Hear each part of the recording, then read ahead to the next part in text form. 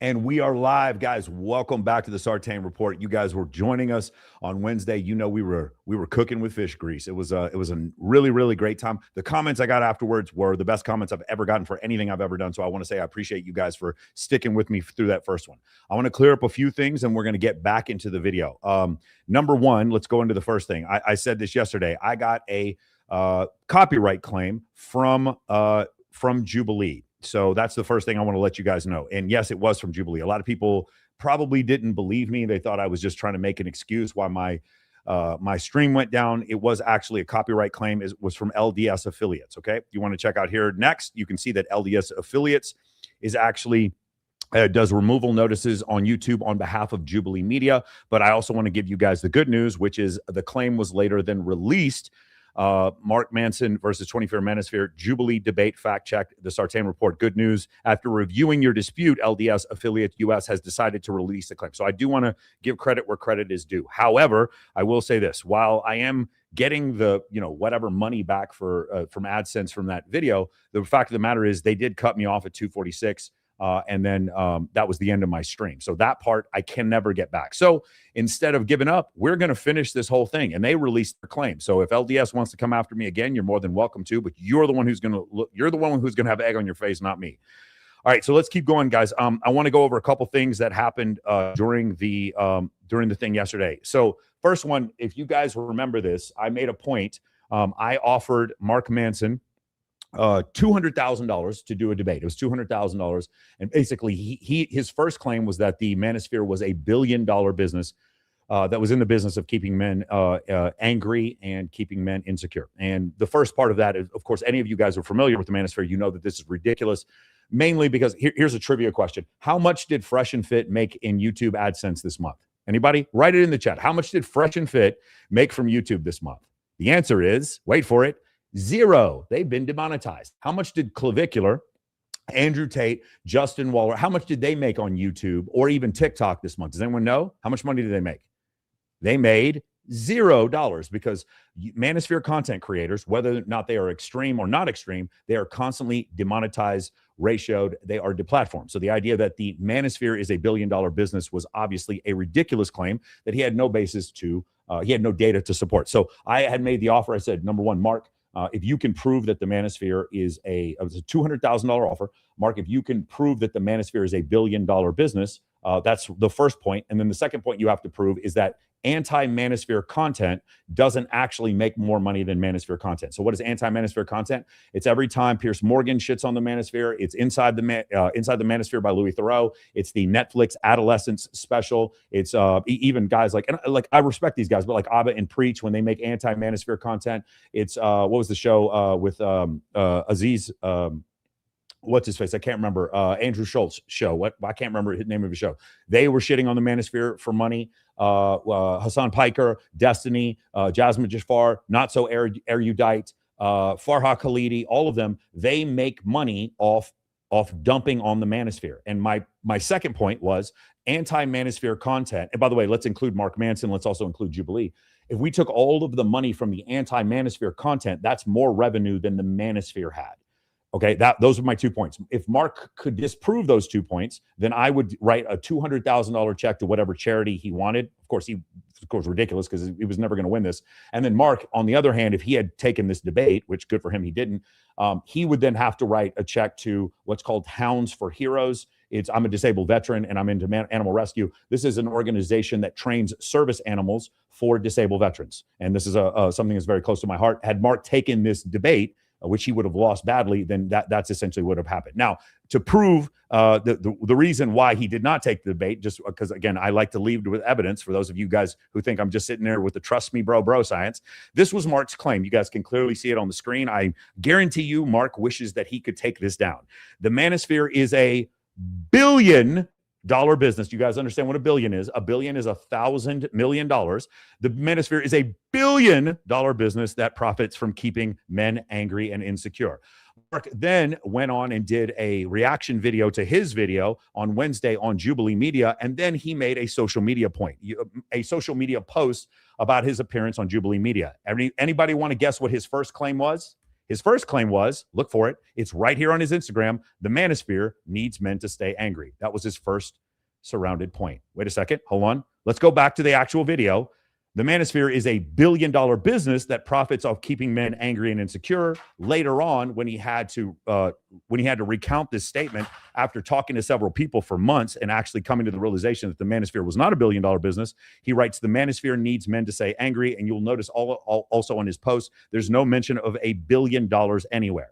So point me. If you guys want to continue to belabor the point, my first point in the whole thing was that Mark Manson was stating that it was a billion-dollar industry, and it was clearly not a billion-dollar industry. And he has now not officially recanted it, but when he posts on his own social media, he has now changed his surrounded claim.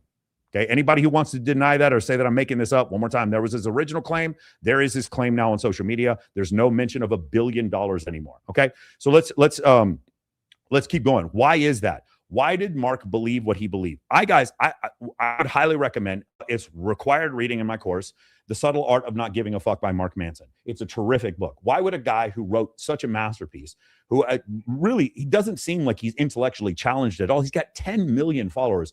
Why would someone like him believe in the things that we're talking about here? Why would he believe in this boogeyman of the Manosphere being a billion-dollar business? Now, I know some of you guys are like, well, Michael, even if it isn't a billion-dollar business, it's still doing all this harm to men. We'll get to that. But what first thing we need to understand is, why did Mark believe it was a billion-dollar business? We're actually going to uncover pretty much everything that happened during this debate by just uncovering this one point. Why did Mark believe that it was a billion-dollar business? I'm going to show you guys something, and I'm going to show you how propaganda and echo chambers are actually causing people to become confused. One of my favorite videos ever. Let's see if we can pull this up real quick. We're going to go this.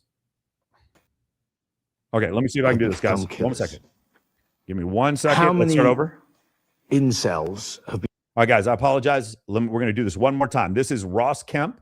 He is a journalist in the UK. He's talking to William Costello. William Costello is the #1 expert in the world when it comes to incels.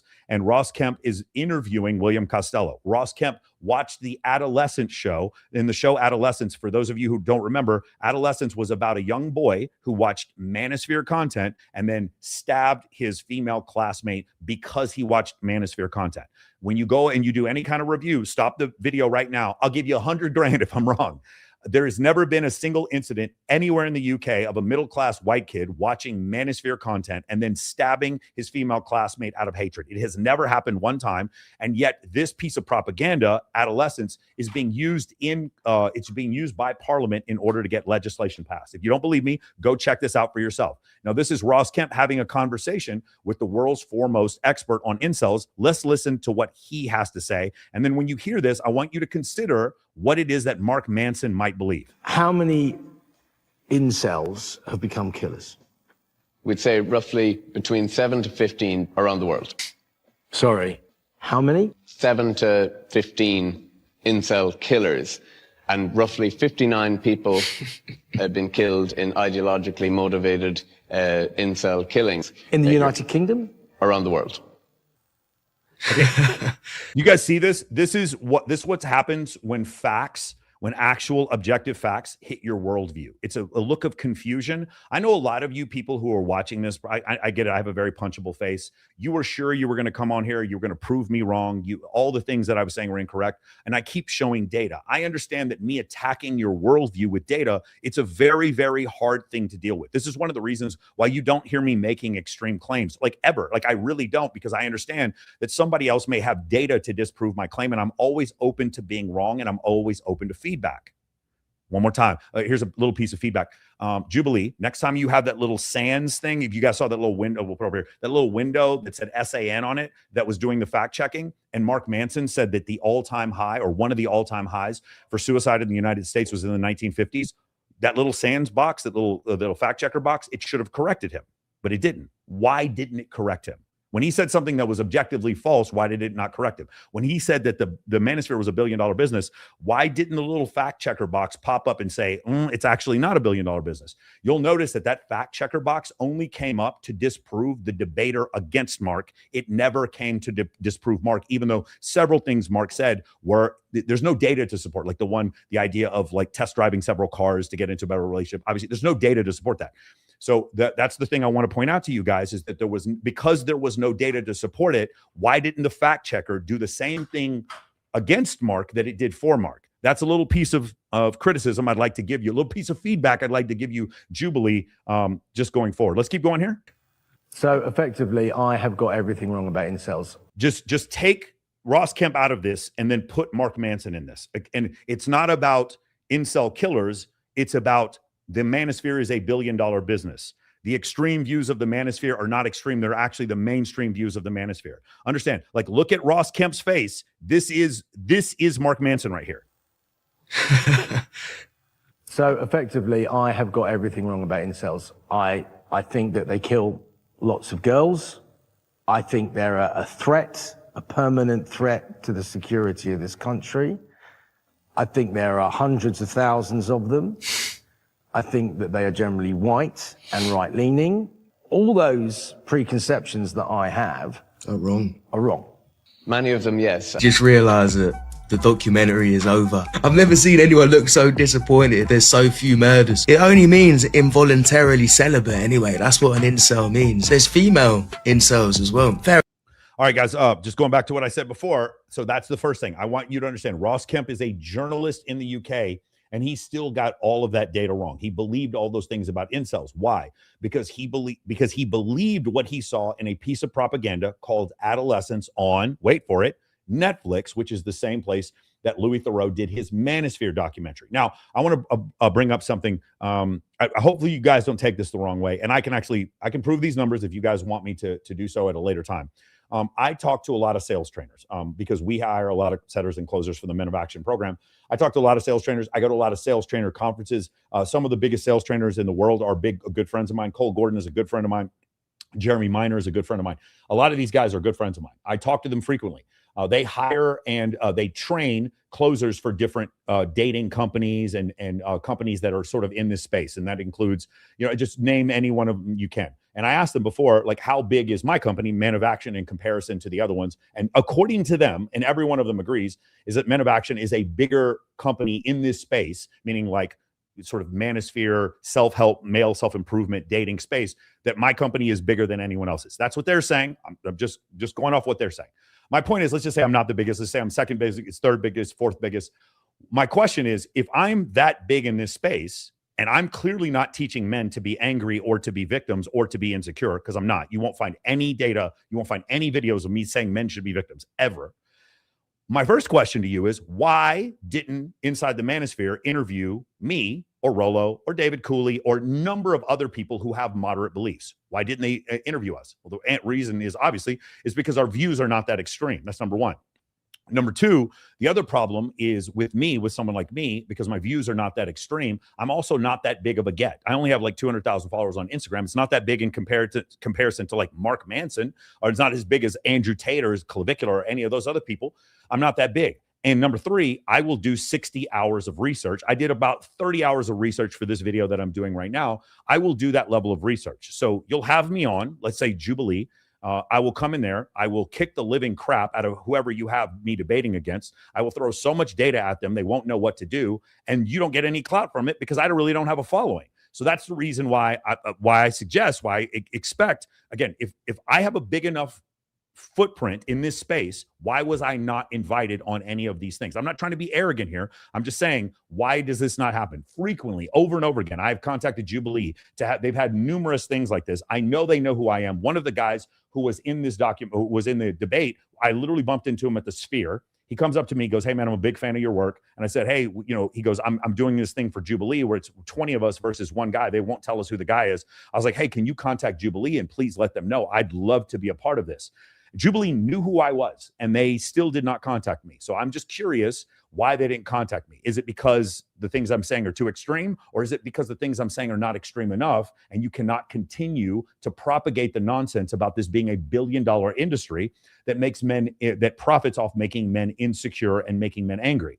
Because I don't do either one of those things. And so that's the reason why that was such a big issue, and the reason why none of that popped up. So let's keep going here. There's another video, guys, I'd like you to check out. So the supposition that that Mark Manson made was that the Manosphere is actually exploiting the very things that the Manosphere is claiming to cure, which, by the way, I will counter that by saying it's actually no, it's misandrist feminist content on TikTok that's actually doing that. You're having women who don't take accountability ever in their relationships, and they're being told by these content creators to not take accountability in the relationships, which is then ruining their relationships, which then makes them angry, which brings them back to TikTok so that they can hear more women tell them, like Alex Cooper or MJ Gray or whoever, or Wizard Liz or Mia Dio or whoever, telling them telling the women that they're not the problem, that they're never the problem. The women then go back into another relationship, not recognizing their own problems, not being able to take accountability for anything they're doing, ruining another relationship, and then coming back right back to TikTok. The thing that Mark was accusing the Manosphere of is actually what you see more so on TikTok with female content creators and male pandering creators, like male feminist creators, who basically tell women that it's never really women's fault, any of the issues that happen to them. I know as a man, it's my fault sometimes. I know that. I have to know that. I'm a U.S. military officer. I run a business. I know that when things are my fault, they're my fault. My favorite book on this whole subject is called Extreme Ownership by Jocko Willink. I know that even when things are not my fault, they are my fault. Me trying to tell other people, i.e. content creators on TikTok telling women it's never their fault, you're not doing them a favor. So those content creators are actually they're actually the ones who are doing the thing that Mark Manson is accusing Manosphere creators of. And you know what? I wonder if anyone has any data on this. I wonder if there's any actual proof that what I'm saying is true. I wonder. Men among their professional class. Stand by one more time, guys. I'm learning how to do this. Just bear with me. Is 36%. 72% of men under 30 hold a positive view of women. 50% of women under 30 hold a positive view of men. That's a 22-point gap. Among women under 25, the figure drops to 35%, a 37-point gap. Okay, guys, I want to point this out so you guys can see this. New Statesman does an article. In the article, they survey men and women on their opinions of the opposite sex. According to Mark Manson and these anti-Manosphere creators, the Manosphere is causing men to start hating women, become insecure towards women, or to become angry towards women. Now we do surveys to see the opinions of men and women. Remember what I told you as a rebuttal, that it's actually misandrist feminist content that's actually turning women towards men more so than Manosphere content is turning men towards women. In general, men, I truly believe this, men have a genetic proclivity to protect women, and because of that, men have a genetic proclivity to like women. I just truly believe that's the case. I know there are exceptions, but in general, I do think that men like women. Like there's something in our genetic code that makes us want to protect and actually care for women. That's just my opinion. I could probably find some data to support that, but that's generally what I think. Let's watch this. Remember, the belief is that the Manosphere content is causing men to dislike women. But the feminist content, remember, half of the debate we just saw was Mark Manson defending feminism. The feminist content is not causing women to hate men. Let's review one more time. 72% of men under 30 hold a positive view of women. 50% of women under 30 hold a positive view of men. That's a 22-point gap. Among women under 25, the figure drops to 35%, a 37-point gap. We constantly hear about the Manosphere, toxic masculinity, and the radicalization of young men. But the data says something else. Young women are the ones sorting the opposite sex into the enemy column, and they are doing it at scale. Among working class young women, 61% still hold a positive view of men. Among their professional class peers, the figure is 36%, a 25-point gap. So when women go to college, that what we're talking about when we were talking about professional women, their viewpoint of men goes down. One more time. When women go through college, when women become working class, their viewpoint of men decreases. Meaning, the more time they spend in college, their viewpoint of men decreases. Is it because men are worse, or is it because that's what they're being ideologically taught? Do you remember the other guy, the first debater, saying the future is female? They're showing this in elementary school. What's actually happening here? Who is being taught to hate the other side? Are men really being taught to hate women when all of these Manosphere creators are demonetized, they're deplatformed, they're ratioed? Or are women being taught to hate men? With the survey we just saw, 21% of women have an actively negative view of men, where only 7% of men have an actively negative view of women. What is the data actually showing us here? Along a single axis. How much time the respondent has spent inside universities, HR departments, media organizations, and NGO pipelines. The gender divide runs along institutional exposure. Helen Andrews outlined what is happening in her essay, The Great Feminization. Between 2015 and 2020, Western culture tipped majority female. The New York Times newsroom tipped in 2018, law schools in 2016, medical schools and the college-educated workforce in 2019. But none of this was organic. 30 years of affirmative action mandates, discrimination settlements, and grant conditional diversity requirements did the engineering. Mandates, settlements, and conditions, okay? And a lot of this comes from DEI. We're going to go over that in just a second. But and by the way, I'm not claiming victimhood here. I'm not saying nobody can overcome what happens with DEI, but DEI is an issue, and it's an issue that Mark Manson did not want to address during this debate. Lawsuit and grant at a time.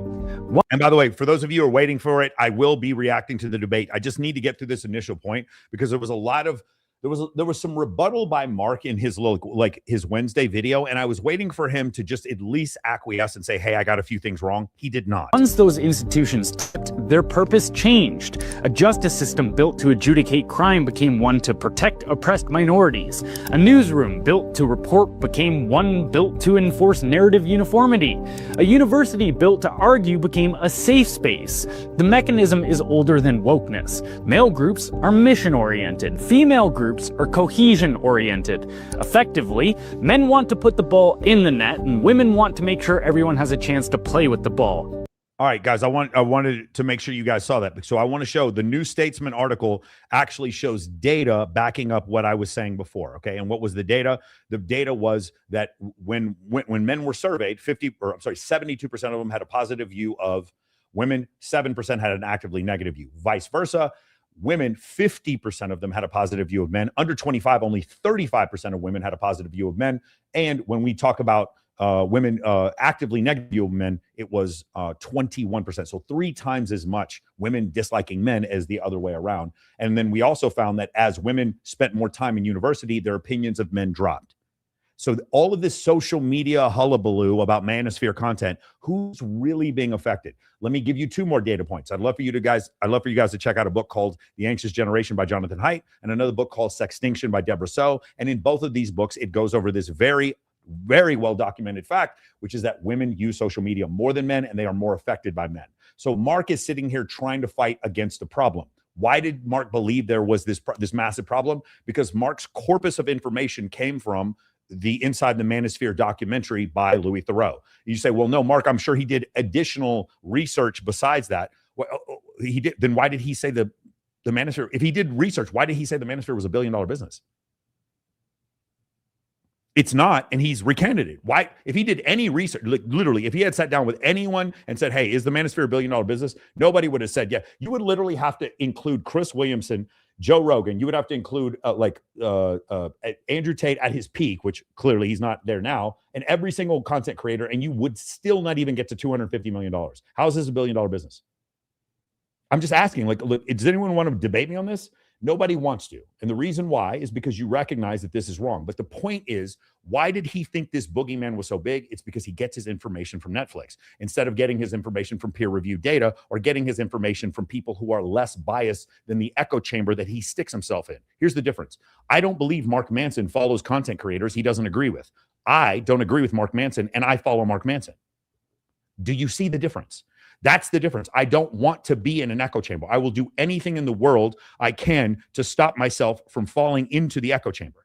That's the last thing in the world I want. Let's do this real quick. I want to go to these slides. Where are the slides at? Let me see here. Yeah, let's go back to this. You guys see this? This is one of the things I wanted to show you, okay? So the reason why I bring this up is because we're going to show a Chris Williamson quote here at the end. But this is, it's not just me, the experts calling out DEI.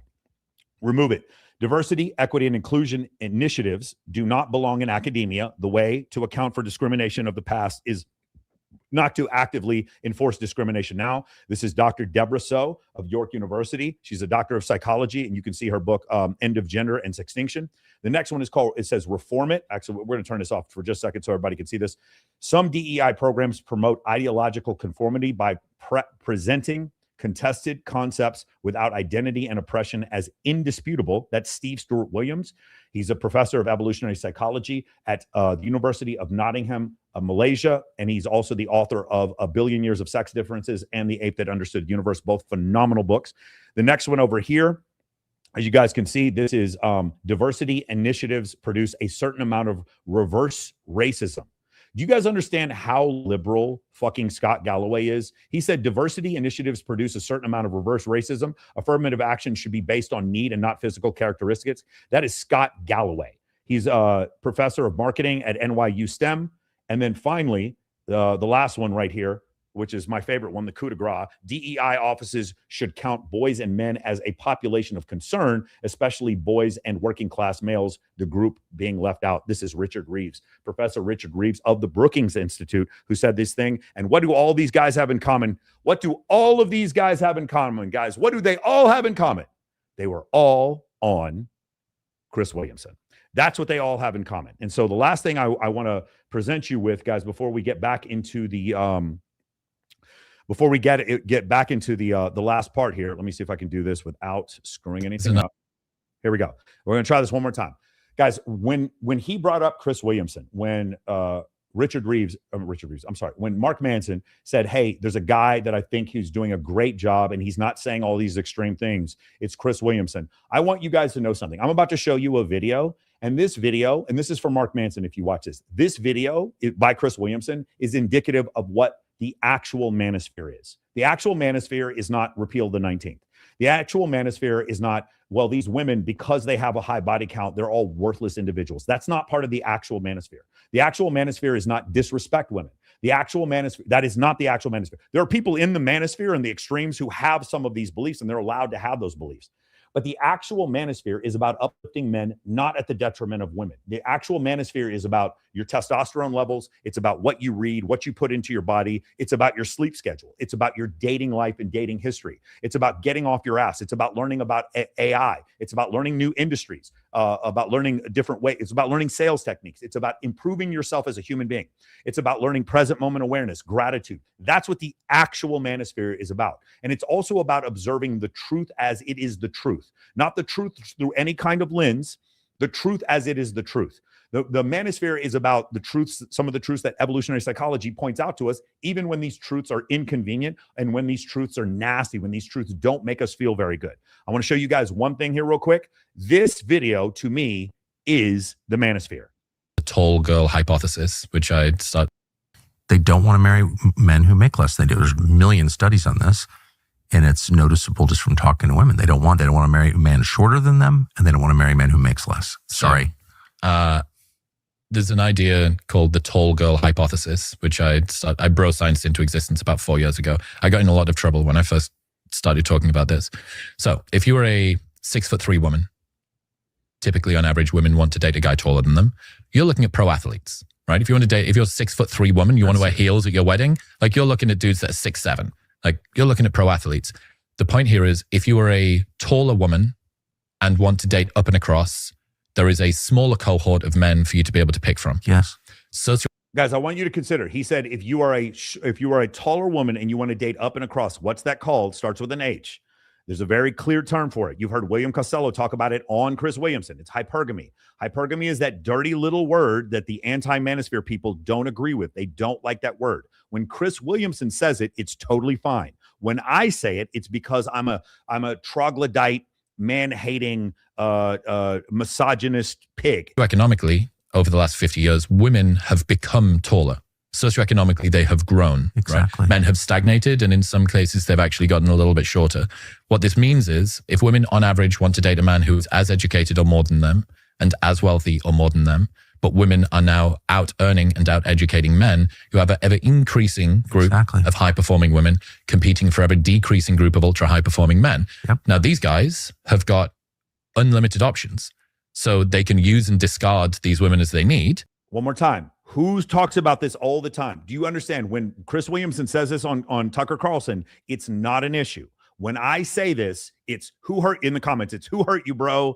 Incel. That's all that we get in there. And here's the other thing. I want you to listen to this statement that Chris is making. And I want you to consider, had he made this statement before Richard Reeves and other content creators had come out and said, hey, listen, we're not paying attention to boys and men. If Chris Williamson had made these statements 10 years ago, he would have been considered a misogynist. That's true. That's absolutely true. Richard Reeves, Professor Richard Reeves, shout out to him, came on my podcast. If you guys want to go back and check out the episode, and he said Andrew Tate was our fault because we in academia refused to have the conversation.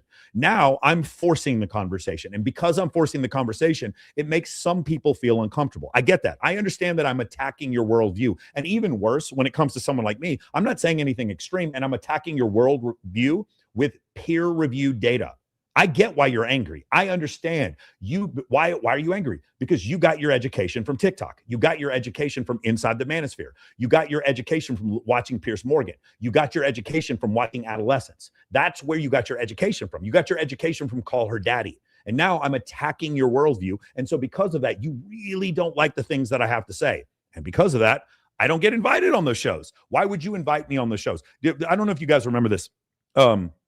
Whatever podcast had actually asked me one time, Brian had hit me up. He goes, do you want to debate Andrew Wilson? Of course, I don't. I like Andrew. And Andrew and I actually agree on way more than we disagree on. I think it'd be an interesting discussion.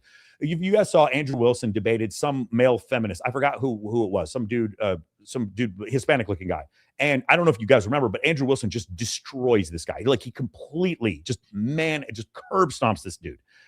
And the problem was for the guy who got beat, even though he got beat, he got clout from Andrew Wilson because Andrew Wilson is a huge star in this space. He might be the biggest star in this space. He's been on Joe Rogan. I'm never getting on Joe Rogan.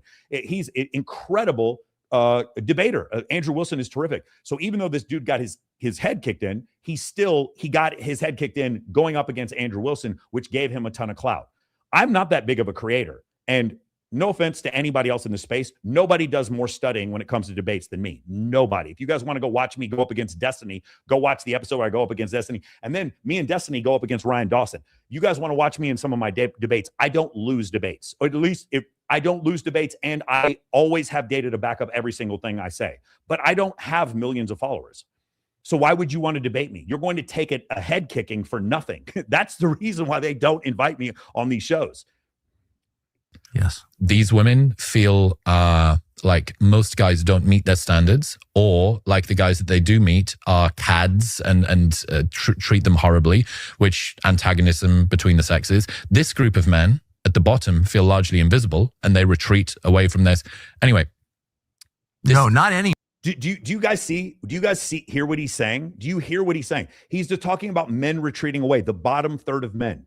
What I heard something during the debate, Mark Manson, where Mark Manson was saying Chris Williamson isn't saying these things. Guys, I'm showing you objectively, Chris Williamson is saying these things. He's talking about the bottom third of men being ignored. He's talking about the top group of men having their way with all these women and women having crazy high standards. This is the manosphere. I'm not a victim, but I can still describe what's going on. If I'm a referee and I talk to two soccer teams during the World Cup and I'm saying, hey guys, that's your goal. That's your goal. Here's the soccer ball. If you do this, you're going to get a yellow card, etc. I'm explaining the rules of the game. I'm not telling you who should win the game. I'm just explaining the rules. What Chris is doing is explaining the rules. But when you explain the rules and people don't like the rules that you're explaining, they call you a misogynist. Yo, what is wrong with you people? Like, by the way, you calling me a misogynist means nothing to me because my business is going to, in fact, the more you call me a misogynist, I'll probably make more money. That's not the issue. The problem is the majority of my friends are female. I work with domestic abuse charities. I have dozens and dozens and dozens of women coming on my show, and I host beauty pageants all the time. I'm hosting an animal rescue charity on August 8th for Foster Friday Foundation. I'm the MC. Ton of women that I'm going to invite to those things. My life is in what's involved in my life. I very much love women. I love being around women. I love having women in my life. I know those MRA guys hate when I say this, okay? I know the mode 1 guys are like, why are you talking to these hoes? I get it. I really enjoy being around women. I love conversating with them. I'm very good with women. when I hear this nonsense about the manosphere is about disrespecting women, and that's all it's about, I'm not saying there aren't guys in the manosphere who disrespect women. That definitely exists. I'm not saying that's the case, but that's not the core manosphere protocol. The core manosphere protocol is exactly what Chris Williamson is describing here. But Chris Williamson can get away with saying it because he has a sanitized. Chris Williamson is saying it in a way that your girlfriend would agree, but when I say it, then your girlfriend wouldn't agree because of the way that I say it. Anyway, that's a really succinct and smart description of like the central problem. It's a fundamental issue based on how women and men tend to want to mate. Now, this being said, guys also have their preferences. They tend to optimize for youth and cues of fertility, like hourglass body shape. This isn't just to say that women have got mating preferences, so do men. But when women say sort of where are all of the good men at, I think this is one of the fundamental issues that's kind of hiding in plain view, which is typically women want to date up and across, but if they have grown up through in their own competence hierarchy, there is a ever decreasing group of guys that they're going to find attractive. Exactly. This isn't bigotry. It's just mathematics. It's just economics. Right. So I started talking about this maybe about 4 years ago, and then recently some data came out that said the bottom 40% of men in terms of earning and the top 20% of women in terms of earning have females as the primary breadwinner within the household. So from 0 to 40 men, they earn less than their female partner. And in the women's camp, the top 20% of female earners also earn more than their male partner. So this hypergamy, which is what it would have been, has been replaced by hyperandrousness, which is women as the primary breadwinner. I believe the word is hyperandry, but yes. In these relationships, men are twice as likely to use erectile dysfunction medication. If a guy loses his job, the likelihood of divorce doubles, whereas if a woman loses her job, there's no change in terms of divorce. All of these things, do we lay this at the feet of, well, men need to be able to deal with a woman who's high performing and so on and so forth? It's like, typically guys are the protagonists and women are the gatekeepers when it comes to making a relationship start. Like guys are the ones. Do you see how he named sex roles between men and women? I'm sorry, Mark. You keep saying that Chris Williamson isn't saying what we're saying. He's saying exactly what we're saying. Like, this is verbatim what we're saying. That are forthcoming. So women tend to be the selectors. And if that's the case and women are struggling to find guys that they're attracted to, I think this has a big role to play. So nicely put. They don't want. Great stuff. Great stuff. All right, guys, let's take that down. All right. Now, for what you all we're waiting for it. So I wanted to go the first 40 minutes here. A couple things. If I do get hit with another copyright claim, what I'd love to ask you guys to do is go check me out on Rumble and go check me out on Kick. If you guys do Rumble and Kick, you do like Rumble rants. I'm still going to see the Rumble rants. It's just like with YouTube, where if you guys want to do super chats. By the way, let me get to the super chats we got so far here. First one is Rational Redneck. Hey, Mike, how do I get a cut of that billion? No, yeah, that's what I'm saying, bro. Where's my cut of the billion? It's $1 billion. And I see people in the comments, they're like, prove it isn't $1 billion. Prove it. Yo, here's what I'm going to do. When we're done with today, when I do the review of the video, what I'm kindly asking you guys to do is I'm going to cut off YouTube and I'm just going to go to Kick, Rumble, and X. And when I go on there, I'm going to post the link so that you guys can join me on the stream. And then if you want to debate with me that the Manosphere is actually $1 billion business, I would say right now, it's not even $250 million.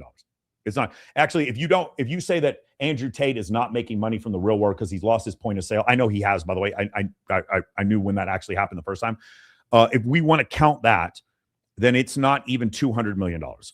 So $200 million is less than $1 billion. I know that might be difficult math for some of you, but we're not even close to that. So I found that whole thing to be like, I wasn't mad when I heard Mark Manson say that. What my first thought was, wow, his information, his schooling, his education on this subject is completely and totally colluded. A second one is, how much of the anti-manosphere funding comes from government subsidies? I don't want to make this video about that, but if you guys want to look up, Department of Homeland Security has a program called Diverting Hate, where they were actually paying YouTube to move, basically to try to get traffic from certain Manosphere content creators and then move them to things like Justin Baldoni so that Justin Baldoni could show nudes to Blake Lively. Hey, Justin Baldoni, real quick, I just want to say something for you. Just out of respect for you, Justin, Justin Baldoni was accused of sexual misconduct with Blake Lively, and they went into a court case. And a lot of red pill guys were like taking up for Justin Baldoni, saying that Blake Lively was lying. No. You guys have this all wrong. Justin Baldoni is a male feminist. Justin Baldoni says to believe all women. So Justin, out of respect for you, brother, I do believe all women. I believe every single word that Blake Lively said about you. I believe that you showed her nudes. I believe that you were inappropriate with her. I believe you set up scenes just so that you could make out with her. I believe that you were inappropriate with other women and told inappropriate jokes. I believe every single thing that Blake Lively said. And maybe it's true and maybe it isn't, but I'm only doing it out of respect for you, Justin Baldoni, because you told me to believe all women. Next one right here is Michael, what day do you predict your first Rogan appearance? Does it not feel inevitable at this point? I just, Joe Rogan would not have any issue with me. I just think the issue is why Joe Rogan wouldn't have me on it. I'm just not that big of a creator. I don't know if I'll ever be that big of a creator, guys. I'm not like, by the way, I'm not complaining. I have the most awesome group of people that I work with. I have the biggest male self-improvement course in the entire world right now. I do.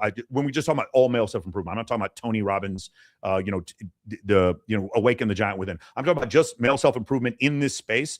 I have the biggest course in the world right now. I have 4,700 guys that have gone through my course. I could not be more blessed. I have amazing people in my life, men and women who love me very much and support me. I could not ask for anything better. But that being said, like how popular I get is just a vanity metric. I'm probably not going to get much more popular than I am right now, just because people don't like hearing people like me spew evolutionary psychology data. It's not super interesting. I understand to a lot of people I'm not super interesting. Some people like to make hateful videos about me, but like I don't ever think I'm going to get to that point because I'm never going to say anything that crazy. And so I do appreciate that.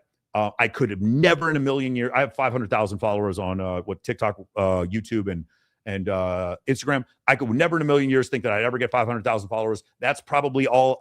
I'd be shocked if I ever got any more than that. But I want to say thank you guys for those of you who do follow me. But I kind of don't think that Joe Rogan's going to have me on. But I do appreciate the comment. Thank you so much. All right, guys, let's get back to the video. Thank you for those super chats. I'm going to read more if we get to those. Let me get back to let's go to YouTube and let's go back to the video. You guys can see the video. For those of you, I got a bunch of people telling me, hey, Michael, the problem was you were reacting to like 25 seconds a minute at a time, and you shouldn't do that. No, bitch. You fuck with the bull, you get the horns. They took their claim down. I am going to react to every single piece of this. Call your friends, call your mama, call your wife. They taking everybody out here. I'm not going to stop. There's no way that this copyright claim is. I wasn't going to do the whole video. I am now. Once they hit me with that copyright claim, you fuck with the bull, you get the horns. I'm doing this whole video. Get ready, get your popcorn, because it is like, for those of you like, man, this is going to be too long. No, it won't. Bro, I'm cooking with fish grease today. I got so much stuff to go into here. And again, one more time, none of this is personal. I'm not coming after you, Mark Manson, personally. But you did make a lot of mistakes during this video. And I didn't hear you correct them later in subsequent videos. I didn't hear you correct them on your social media, other than not saying that the Manosphere was $1 billion business. Let's keep going. Sue their rejection personally. Exactly. Pause there. You've run out of time. We're going to move on to the next problem. Thank you. My next surrounded claim is that porn has done more damage to men than feminism has. Okay, this is a big one. And guys, we are going to get heavy into this one. Porn has done more damage to men than feminism has. So here's the issue, right? This is, remember I told you guys about this before. It's a juggling act. Mark is standing on a tightrope juggling. Why is he juggling? Because he has to admit that men are suffering. 10 years ago, he would not have admitted this. By the way, if you guys want to learn more about Mark Manson, I highly recommend you read his books, but I also recommend you look up entropy PUA. Entropy, like the second law of thermodynamics, entropy PUA. Mark Manson was a huge member of the pickup artist community back during the Neil Strauss days. A long time ago, he was a pickup artist teaching men to pick up women previously. Entropy PUA, if you want to. Mark is actually 6 years younger than me, which I was actually surprised. I actually thought Mark was older than me, but Mark is he's 43, and I'm almost 49. So I was actually really surprised by that. But if you guys want to look up that for entropy PUA, yeah, there you go. He's Alex is writing it correctly in the chat. But we're going to get to this. Here's the juggling act. Men are suffering. Well, why are they suffering? Because of a globalized marketplace. Well, what about all the studies that say about DEI? No, it's not. No, it's not DEI. It's not. Okay, well, why is it not DEI? Why can Mark not say that it's DEI? Because DEI is a derivative of feminism. So because of that, he's got to keep saying it's a globalized marketplace. Why does a globalized marketplace work so well? Because you don't have to change anything and you don't have to blame anybody. What's up, man? Oh, let me say one other thing. A guy came on and left a comment on my Instagram. I appreciate whoever it was who was saying this. I looked him up. He actually was on the show. He said that these whole things where everybody races towards the chair, that they are scripted. So who gets to sit in the chair is scripted. Now, hopefully, I didn't just ruin my chance of ever going on Jubilee by saying that, but it actually does make sense. I want you guys to think about the likelihood of, like, imagine that little girl who was on there, and then me, and we're running for the chair, and we run into each other. Like, Jubilee's not going to take that level of, you know, I'm 6'1", 210 pounds. The Jubilee's not going to take that level of, like, what's it called, liability. So I actually do believe that who gets to sit in the chair is scripted. That being said, by the way, I have no problem with it. I probably would do the same thing if I was hosting the show. But that being said, it makes a lot more sense to me. If you guys remember, the more skilled debaters were in the beginning, and then they got a little bit worse. And then you guys will know, once we get to the end, you'll notice that the debaters, it's not that they're not skilled, it's just they're saying things that aren't debates. They're just spewing opinions with no data. And so Mark starts to look better near the end. It's very, think about Rocky Balboa. He's getting his butt kicked in the beginning, and then in the end, he makes the comeback. I think they tried to set up this like comeback arc for Mark during this Jubilee debate. And if the people from Jubilee are watching this and I just called you out, I apologize. I took your secret away. My bad. Sean Boyd. Nice to meet you. Nice to meet you too, bro. Feminism, straight pipeline to abortion. Okay. Abortion kills upward of 1 million Americans every single year. Okay, while I understand why he's saying this, this is what I mean by where we start losing the plot. This debate is not about abortion. I totally understand. I'm not saying that there's anything wrong with this, but this is not how you win a debate. You don't win a debate by moving the goalpost. You don't win a debate by switching this whole thing. And by the way, some people who are watching this don't think abortion is murder. Some people who are watching this do think abortion is murder, but this is not the debate point. So I understand why he's doing what he's doing, but this is actually helping Mark. Even though I sort of agree with the point. I'm not completely like pro-life, by the way. I just think up to a certain, like 24 weeks or what, I don't want to get too far down this rabbit hole. Just consider me agnostic on this point. My point is, this is a point by him changing the tactic here. He's actually kind of making Mark look a little bit better, but I don't disagree with him. I just think that he's making Mark look better here because this is not a debate point that we're talking about right now. It's 3,000 men, women, and children dead a day, right? If we're talking about comparatively on what's had the greatest impact on taking away manpower from America, have to say without a doubt feminism by far. What do you have to say about that? I was not expecting to go down the abortion road.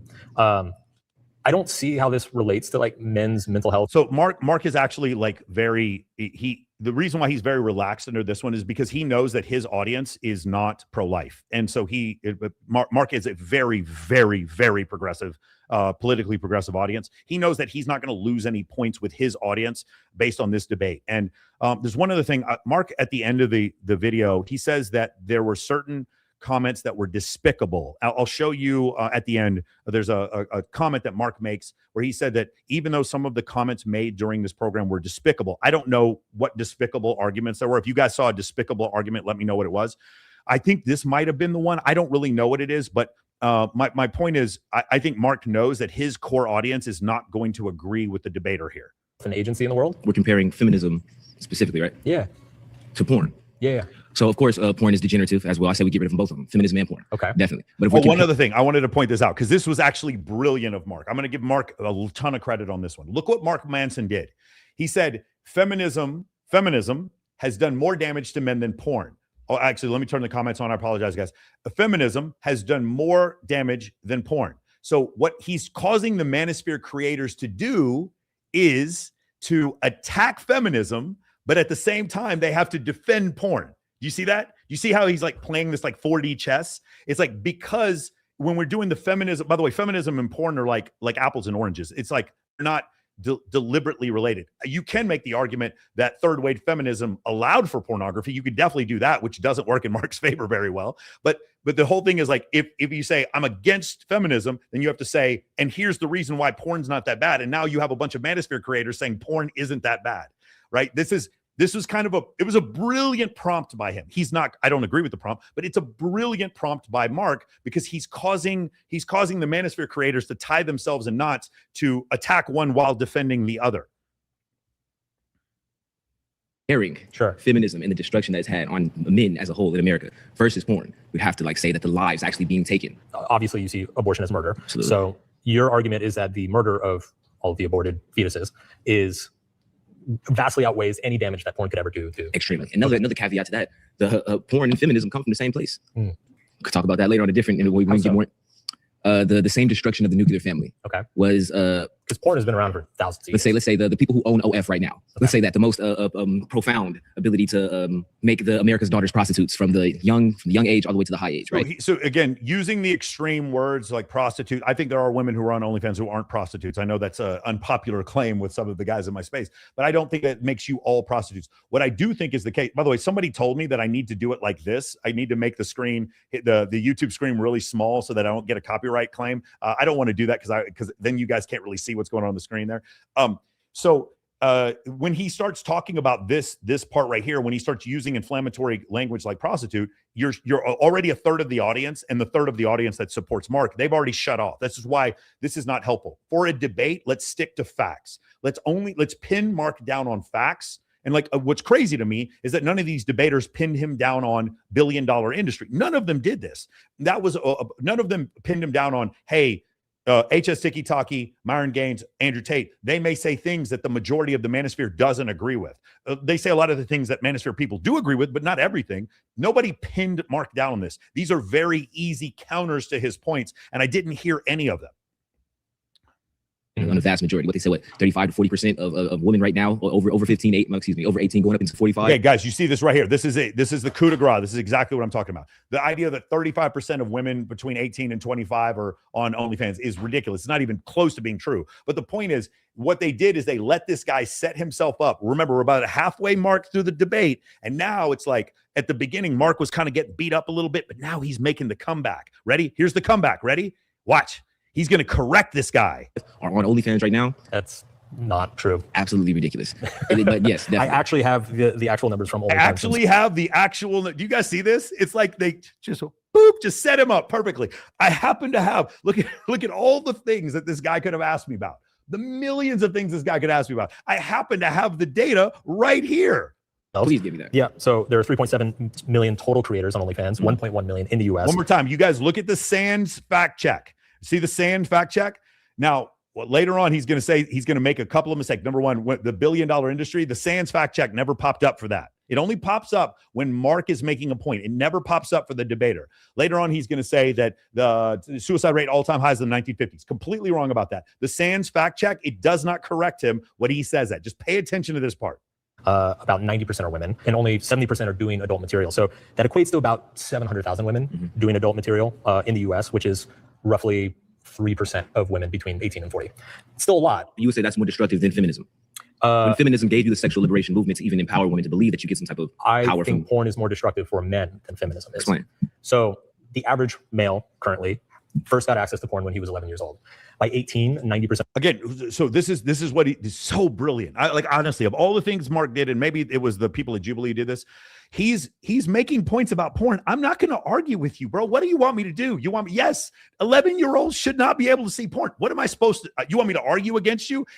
It's so brilliant. I am absolutely giving him credit for this. He's creating a false equivalent. And when he creates the false equivalent, he causes you as the Manosphere creator to defend pornography. It's crazy. Men are using it regularly or have used it regularly in the past. Men who use porn regularly, you see worse metrics across the board. More likely to be depressed, more likely to have body dysmorphia, more likely to have erectile dysfunction. You want to know what else? They're more likely. What else is going on with this? Do you guys understand that porn addiction is not? It's not something that's recognized by modern psychology. It isn't. The reason why it isn't, and Deborah So talks about this in her book, is the reason why porn addictions is not recognized by modern psychology is because then you are shaming people. You're basically saying that pornography causes a disease, and in doing so, you're shaming all the women that you are glorifying. What's the word I'm looking for? You're empowering through feminism. Third wave feminism says women can go, sex work is work. That's a third wave feminism quote. A third or fourth, I can't keep up. Sex work is work. And then you guys should go out there and exploit these men who are doing all this. And anyone who tells you that you can't do this is insecure and blah, blah, blah, whatever. That's fine. You can believe that if you want. But then when we get into this whole thing about exploiting people, hold on a second. the board more likely to be depressed, more likely to have body when we go back in this whole thing and we start showing all this data about all the things that are wrong with pornography, if you want to go and actually look at the APA and their diagnosis on whether or not a porn addiction is a real thing, you're going to find that they don't agree it's a real thing. And the reason why is because a porn addiction then shames feminism. Do you guys understand? Like, a porn addiction means that pornography, which is, 90% of the creators on OnlyFans are female, then it shames you into believing that those women are creating a disease in men. We can't have that. So if you'll notice, there is no such thing as a porn addiction in the DSM. Look it up for yourself. Dysmorphia, more likely to have erectile dysfunction, more likely to commit suicide, more likely to have poor relationships. This is ubiquitous. It's available literally for every young man on the entire planet. I mean, one thing that I would probably agree with you guys is that feminism, there's some good and there's some bad, especially the last 10 years. Especially the feminism that promoted high body counts being okay and not mattering, right? Well, so the same effects of the mental depression, all the other the degenerative. We're back to the body counts, are we? It's extremely important. I'm not going to get a So one of the things that's happening here, and I will go over the data because he's going to invoke a guy who I consider to be a mentor, Dr. David Buss. He's going to invoke Dr. Buss here in a little bit. David Buss has some studies where he goes over the fact that women feel regret at a greater rate from casual sex than men do. And they actually, to prove that it wasn't cultural, they ran the survey in Norway, which is the most egalitarian country in the world. Under the age of 30, women make more money than men. Women are certainly not shamed out of having casual sex in Norway. And in that country, women still feel shame at twice the rate that men do. So the point that the guy with the curly Q dreadlocks is saying is actually correct. To be able to see what about the manosphere advice is making you not okay with that, but it's kind of almost obvious. All right, I've got to pause there. You've been voted out. Okay, so you can never do this during a debate. It's kind of almost obvious. If I had showed up for this, I would have had cue cards printed out in front of me, and I would have done nothing. I would have had summary for each one of his points. Hopefully, they would have let me at least have a piece of paper with me, because they let Mark have paper with him. I would hope the debaters were allowed to bring paper with themselves as well. Yes, that's right. You guys can see Mark has cue cards in front of him and he has paper on the side. So that would be very, very disingenuous if Jubilee did not allow these other people to do this. Hi. Hello. Jessica. Mark. Nice to meet you. Okay, pay very attention. This is for the SAN group that sponsored this. This is the coup de grace. Please pay attention to this. Porn is more dangerous or damaging? Damaging to men. Okay, so porn use is selective. Not every man uses it, but every man is subjected to feminism in their society, in their marriages, in their workplace, in their home. You can choose autonomously not to watch porn. You can't choose to end no-fault divorce, which is... This is a magnificent point. I don't really know how to counter this point, and I don't remember what Mark says here. Exposing children, 70% more likelihood to being abused. Same with the women, opening the wealth. Again, it seemed like they edited over that part. Did you hear that? Did you hear that part right here? Global studies show children with divorced parents are more likely to be abused, but researchers consistently state there's no clear evidence that divorce is to blame. Wait a second. Wait, what? Guys, do you understand what I'm talking about here? We know there's tons of data showing that children in single-family households are more likely to become criminals. There's so much data on this. And Sand can't, because this is a point. This is a horrible point against Mark's narrative. And Sands can't even admit that this is true. Are you kidding me? Read this. Global studies show children with divorced parents are more likely to be abused, but researchers consistently state there's no clear evidence that divorce itself is to blame. No, it's not divorce. The child being abused was not there at divorce court with the divorce lawyer. You're right. It's not divorce. It's having one child in the house and then bringing in a step parent. Guys, do you know this? I told this one time to Destiny. He didn't believe this shit. And he went and looked it up himself. I believe the case is if you have a step parent in the household, you are 40 times more likely to be abused. You are 100 times more likely to be killed by one of your parents. Now, it doesn't mean you're likely to be abused. Actually, most children are not abused. So it's a misleading stat. But in comparison to the average, if you have one non-biological parent in the household, please look it up if you don't. I believe it's 30 or 40% more likely to be abused. So the idea that divorce does lead to more child abuse, is it a direct correlation between the divorce itself? No, it's a correlation to having one parent in the household or bringing in a non-biological parent. I'm not saying you guys can't get remarried, do whatever you want, but to pretend like this doesn't exist is putting your head in the sand. It is absolutely true. Do you know where I learned this? I learned this from Dr. David Buss's book called The Murderer Next Door. Again, it's this thing. Mark, he brings up Chris Williamson. Just rip his arm off and just beat him over the head with, okay, cool. You want to mention Chris Williamson? I'm going to whip you with some Chris Williamson. You want to bring up David Buss? Okay, I'm just going to beat you over the head with some David Buss. Bro, you've come to my neighborhood. Welcome, Mark, you're new here. Mark, welcome. Welcome to my neighborhood. This is what I discuss every day, all the time. This is what I do professionally. I'm here to let you know when it comes to this data, you better be careful who you invoke because somebody might turn around and use it right back against you. Their program for single mothers, which is increasing the crime rate, which is affecting all of society as a whole, not just men singularly. If that were true, then you would expect to see male mental health decline in the most progressive countries in the world, right? There are countries that are even more feminist than we are. UK. Sweden, Switzerland, Germany, Australia, there are lots of them. You don't see the same decline in male mental health that you see here or in the UK. Okay, here we go. Woo! You guys got to bear with me for a second. We're going to go back into teacher mode. What he's saying is it's at least deceptive, if not at best it's deceptive, at worst it's completely false. So let's go ahead and read Sand's fact check. Guys, I just want you to understand, every time you see the Sand fact check, you need to know whatever it says is there to benefit Mark in every case. There are 41 countries with higher gender parity than the United States, according to the World Economic Forum annual report. So Norway would probably be like number one. A large survey of research found that broadly, gender equality produces better health outcomes for men and women. Ready? Here we go. Although the results were mixed. Remember, the results were mixed, guys. Here we go.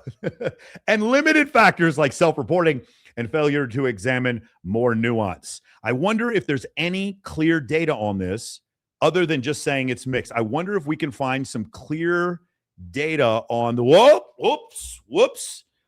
Here's the clear data. Whoops. Hold on. Wait. Whoops. Sorry, I slipped on the data again. We slipped on the data. I wonder if we could, instead of just bro sciencing this, I wonder if we could find any clear data on this. 87 countries, 11 years. Who did gender equality help? I really had a hard time listening to Mark say this, and I was so upset that Sand Fact Check did not call him out on this. Tracked, this is from the Journal of Affective Disorders 2020. Guys, one more time, let me turn the comments off and I'm going to remove my face for just 1 second. Guys, take a screenshot of this. Please take a screenshot of this. This is the one you use when you debate the feminists. You go back home for Thanksgiving, somebody's spouting bullshit. This is the one you need to bring up, okay? Let's bring it back. 87 countries, 11 years. Who did gender equality help? Tracked the World Economic Forum gender gap index against suicides in 87 countries. As gender equality rose within a country, women's suicide fell significantly. That is a laudable goal. Reducing female suicide is a laudable goal, but women commit suicide at a much lower rate than men, but it is a laudable goal. I'm not saying there's anything wrong with this. For men, question mark? No detectable benefit. The gains went to the people the project was built for, and men weren't among them. Remember what it said before. It benefits men and women, though the results were mixed. We're not going to let Sands get away with this. We're going to bring up the data. Next one, Journal of Affective Disorders 2019. This is another peer-reviewed piece of data. Gender inequality and suicide gender ratios, cross-national analysis, 100 countries. The male to female suicide rate is wider in more gender equal countries. Equality gains compress female suicide while male rates stay put. More feminism has not meant relatively better outcomes. One more time, guys, just so I can bring this up. Real quick. Hold on. What's going on here? Add to stage. Okay. Remove and then add to stage. Okay. Let's read it again. There are 41 countries with higher gender parity than the United States, according to the World Economic Forum annual report. A large survey of research found broadly gender equality produces better health outcomes for men and women. We just saw that's not true, although the results were mixed and limited by factors. Okay, so we just saw that to be the case. Now let's go back to this. Let's go to the next one. So the first one, it said that male to female suicide rates were wider in more gender equal countries, meaning the difference between male and female, it actually increased, meaning men actually committed more in comparison to women committing it less. Equality gains compress female suicide while male rates stay put. More feminism has not meant relatively better outcomes for men. The next one, this is, oh my God, bro, the China claim. So he's going to go off and talk about China here in a second. Mark's claim was inverted. So Mark says men, okay, Mark Manson's claim, and you guys will hear it in a second. I skipped ahead. Men are struggling even more in China. This is Mark Manson. Male suicide, United States, 24 per 100,000. China, 9.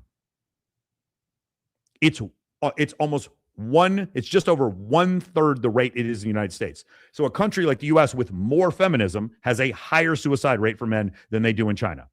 The hardest mental health metric that exists, by the way, male mental health, the number one metric that you're going to look at is suicide rate. It's an indicator for a lot of different things. American men died suicide at 2.5 times the rate of Chinese men. Please remember that statement.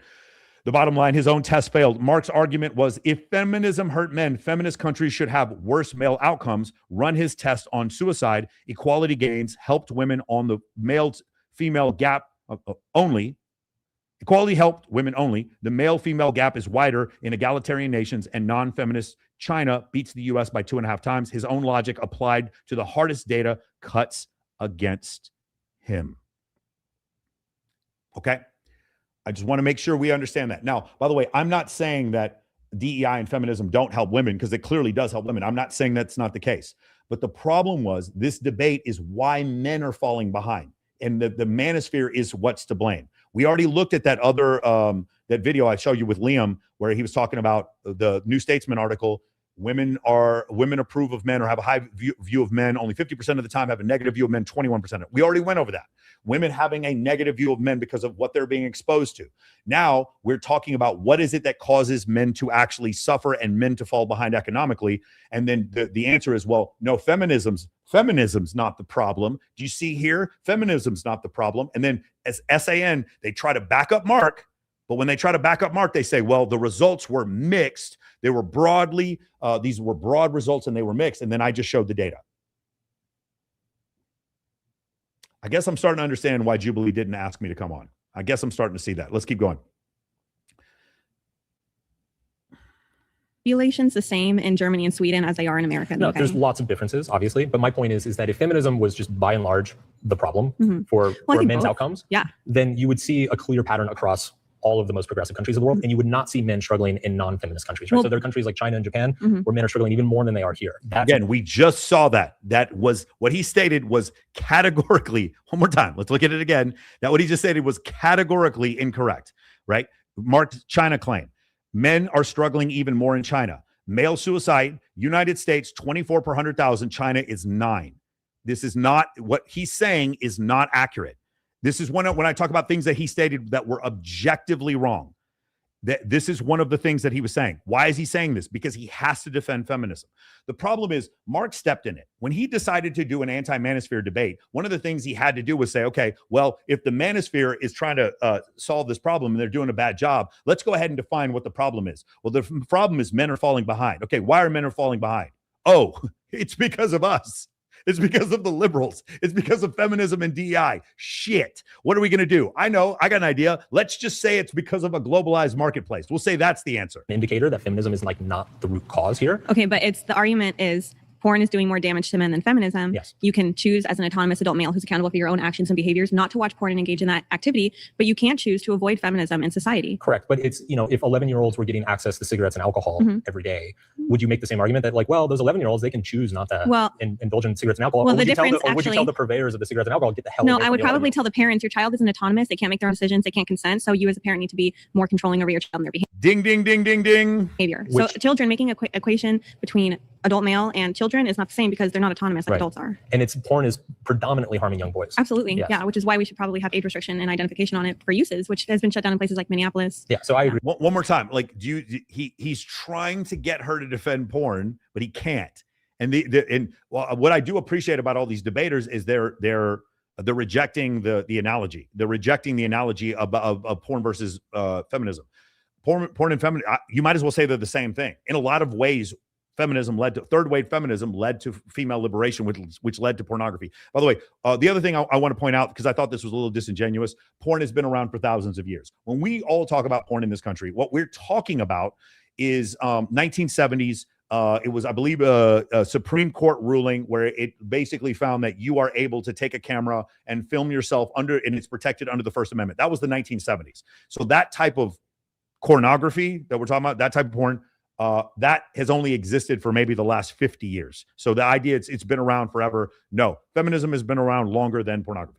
With you on. So I think we can mutually agree that porn is damaging to men and women and society. But if you're going to measure it, feminism has done more damage to society and men's mental health, family economy, the nuclear family. I just don't see that in the data. Like I don't. The data and the results of feminism are out, and men's mental health, women's mental health has been worse than it's ever been in recorded history. More men and more women are committing suicide today than they ever have been in recorded history. Okay. This is it. Sorry, let me go back and do that one more time because I didn't realize I wasn't showing that. More damage to society and men's mental health, family economy, the nuclear family. I just don't see that in the data. Like I don't. The data and the results of feminism are out, and men's mental health, women's mental health has been worse than it's ever been in recorded history. More men and more women are committing suicide today than they ever have been in recorded history. When? Pre-1970, actually, funny enough, 1950s. Okay.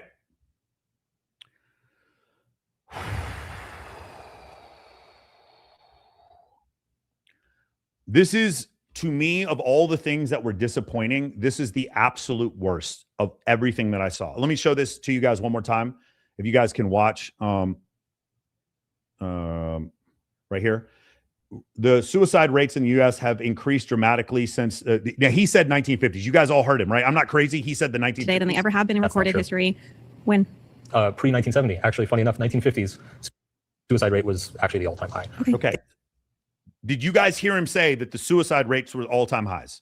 I want to make, Your Honor, did you hear? Can we have the court reporter read back what he said? Number one. Number two, let's go ahead and read what Sans fact check. Dude, we're starting to understand what Sans fact check is. We're starting to grasp what we're on to you, bro. Suicide rates in the U.S. have increased dramatically since the year 2000. That's not what he said. He said 1950s. Going from 10.4 per 100,000 to 14.1 in 2023. She's more right than wrong. We're near all-time highs right now. This is near the highest rate of suicide since the CDC started collecting nationalized data in the 1960s. Collected in historical data from 1900 to now shows the U.S. suicide rate peaked in 1910s and 1930s. So the all-time highs was 1932 during the Great Depression, both over 16 suicides per 100,000. Okay, so do you guys see what's going on? I don't mind that you're being sold to. I just want you to know that you're being sold. SAN knows that Mark made a blunder here. They know that the suicide rate was not at all-time highs in the 1950s. What I would have appreciated is at this point, they called out Mark is incorrect on this. But of course they can't because Mark has 10 million followers and they want him to come back. So let's go back to this. Okay. Remember what he said. Your Honor, Mark Manson said the all-time highs were in the 1950s. Suicide rates in Muslim majority countries, the lowest rates on earth are overwhelmingly traditionally religious Muslim majority, Saudi Arabia, Syria, Kuwait, etc. The lowest suicide rates are the countries that have the most traditional beliefs. Do you guys remember that? You remember before when he said DEI actually helped men with suicide rates? It turns out that's not true. Religion and suicide risk, of course, across 2 decades of global data, Muslim populations show the lowest suicide risk of any major religious group, but they also put Jamaica in this whole thing as well. There's no mental health dividend for men. This is this is the last one. Let's go back to this one. Here we go. The 1950 suicide claim. I apologize, guys. I had the wrong slide up. 1950 suicide claim backwards. Funny enough, the 1950 suicide rate was actually all-time highs. False. 1932 is the actual all-time high, 22 per 100,000 during the Great Depression, said while rebutting a challenger's claim suicide is the worst it's ever been in recorded history. Suicide rates. Actually, guys, one more time, let's do this. I'm going to let you guys do a screenshot of this, screenshot this for you for your records. Suicide rates 1928 to 2007. The historical record, the U.S. suicide rate peaked in 1932, wasn't 1950. During the Great Depression, 22 per 100,000, the all-time high. Mid-century rates fell far below that, reaching lows around the 1950s. Guys, not only were suicide rates not at the all-time highs in the 1950s, suicide rates were at the all-time lows in the 1950s, and that is when this country was more traditional and had less feminism than it does today. I'm not saying let's get rid of feminism. I kind of am, but I'm not saying that's not my point. My point is his point was that the thing that helped men's mental health along with women's is feminism. And then he said that suicide rates, funny enough, were highest in the 1950s. And it turns out not only was he wrong by orders of magnitude. The male number, the kill shot, male suicide rates in the 1950s, 21 per 100,000. Right now, we're, I believe, at the all-time rate was 22. Male rate today is 23 higher. Men are dying at suicide at a higher rate now than in the 1950s era, pointed to he got the direction of history backwards. So right now, in 2022 was, I believe, the second all-time high. And then the modern record, here it is, 2022, 14 per 100,000, 4,950 deaths is the highest U.S. rate since 1941. Below the 1932 peak, so worse than ever is false too, but far above the 1950s. Both debaters were wrong, and the data is on neither of their sides. Well, I would disagree with this. I think the data is more on the woman's side, saying that the suicide rates are higher now. So again, I'm not saying that this is a causation, but I am seeing a correlation.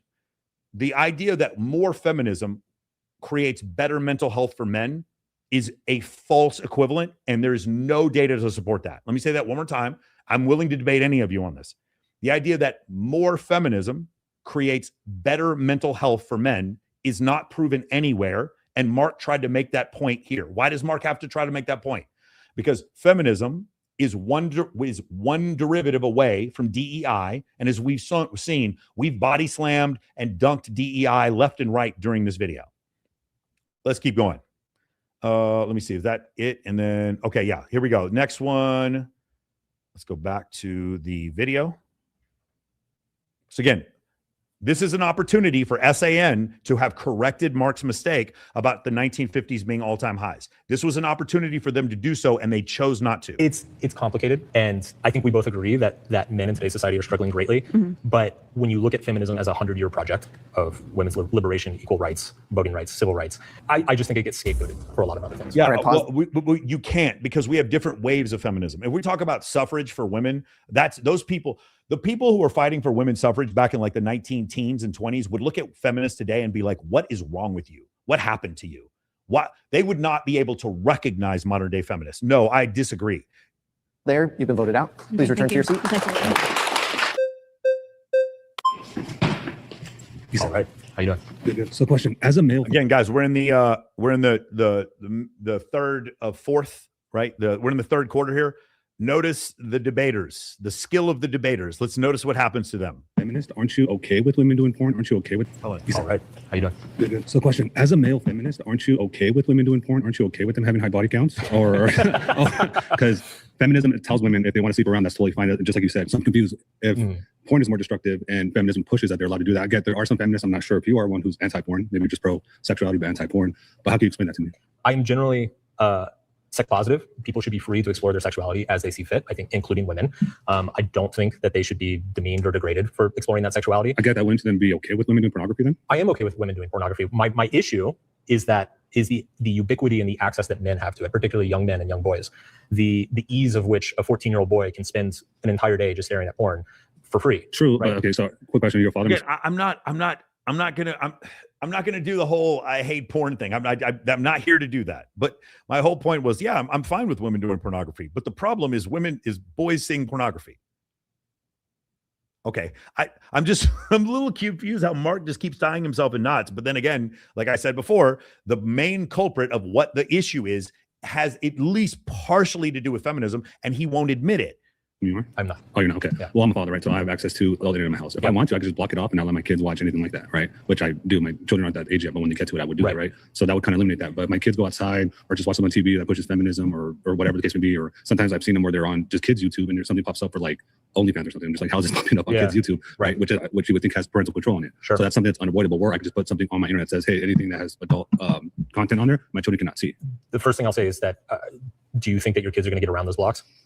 I hope not. Because statistically, they will. Well, maybe I'll get it from a friend or something. Go to a friend's house or whatever. The data is, I think it's 94, 92% of boys by 18 have been exposed to pornography, and roughly 70, 75% of them are exposed to it. So are you full band on it?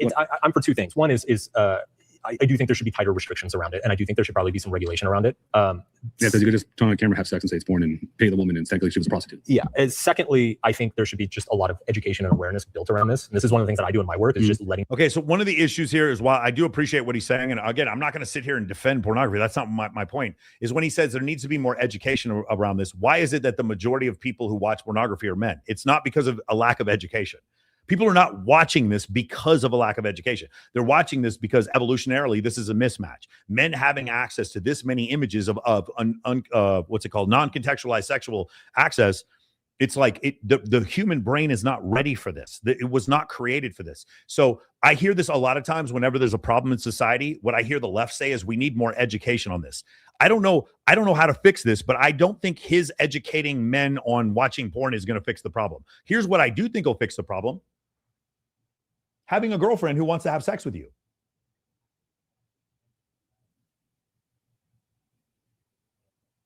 Maybe I'm wrong. Maybe it's Mark making a video educating me. Maybe that'll help me. Or having a beautiful woman who genuinely desires me, who wants to have sex with me. Which do you think, guys? Which would you rather have? And if it comes to that, having a beautiful woman who has desire for me and wants to have sex with me, if I was looking for that, which one of these two facets, the manosphere or the anti-manosphere, is more pro that? I know that the anti-manosphere people are going to be like, no, you guys are all hateful towards women. I've never been hateful towards women. I haven't. I have magnificent relationships. Almost every single interaction I've had with women throughout my life has been overwhelmingly positive. I think the best way to get guys away from this is for them to have a real life girlfriend. But that's just me. Maybe we just need more pamphlets. Maybe that'll fix the problem. Guys know, like, hey, dude, looking at porn every day for years is like fucking your brain. No, I agree. And your dick. So, All right, pause there. You've been voted out. Please return to your seat. Thank you. So Mark, thank you so much. All right, so I think when we talk about feminism, we have to be very specific because I agree with you that, Elizabeth Cady Stanton's Declaration of Sentiments did not create the porn problem that we have today. So big into first wave and then even some of those elements of second wave feminism that secured rights and freedoms. I think that the problem is when you get to these third and fourth waves, we start to get this demoralization of men. We start to get this narrative that patriarchy is this thing, this overarching thing in society. Ding, ding, ding, ding, ding. This what he's got, man. I apologize, guys. I did it again. Let me go back through this real quick so you can see Michael talking. Some of those elements of second wave feminism that secured rights and freedoms. I think that the problem is when you get to these third and fourth waves, we start to get this demoralization of men. We start to get this narrative that patriarchy is this thing, this overarching thing in society, and that men are the primary sources of everything that's wrong with our culture. And I think that you see a major withdrawal there. What's interesting, or maybe a little bit ironic about the claim, is that I think that we're kind of looking at two things that are feeding into each other. I think modern feminism. Okay, so here's the issue with Michael talking here. And again, I'm going to call my own foul here. I'll make sure everybody on. Can you guys? You can't see the screen mic. Okay, good. But guys, I'm not cut off though. I just want to make sure I have not lost my.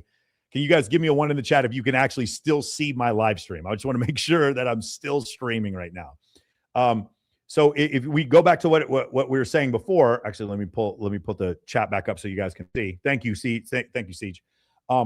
I think Michael's talking too fast, and I think he's trying to explain himself too much. And I think one of the things that you have to learn to do in debate, and I had to learn this the hard way, is you need to like wordsmith your argument to where you can get it out very quickly. And then you need to turn it over to them. And I hate to use this analogy, but this is the best analogy I've ever heard. You make an analogy and then you just slowly give them enough rope to hang themselves. That's generally what I like. If I was arguing with Mark here, I would just be like, so it's not feminism. It's not DEI, right? And he's like, oh, no, it's not that. And it's just a scapegoat and mischaracterization. I was like, I learned that it was DEI. You want to know where I learned it from? Chris Williamson. And then I would just bring out all the DEI comments. And I was like, hey, Mark, I'm just curious. What do all these PhDs know? Or why are they all wrong, but you're right? Again, enough. That's a debate tactic. Enough rope. Keep giving them rope. Instead, what he's doing is he's trying to over talk. And by the way, I'm one to talk, right? I'm doing all the talking right now. But in general, in a debate, you want to keep these things shorter, and you want to try to seem like you have empathy for your opponent, even though you may hate their guts. You want to seem like you have empathy and that you're open to listening to what the other side is doing. Michael right here, while I think he's making a good point, this is just a debate point for any of you guys who want to get in debate. He's going a little fast. I get it. He's on Jubilee. He's talking to a guy with 10 million followers. like 3 or 4 time, multi-time New York Times bestseller, models, subtle art of not getting a fuck. I get it. I get why he'd be nervous. I understand. Their feminism is by and large responsible or contributing to a lot of the loneliness and withdrawal that we see, which is causing that uptick in pornography, which you and I are in major agreement, totally unhelpful and detrimental to society and men in general.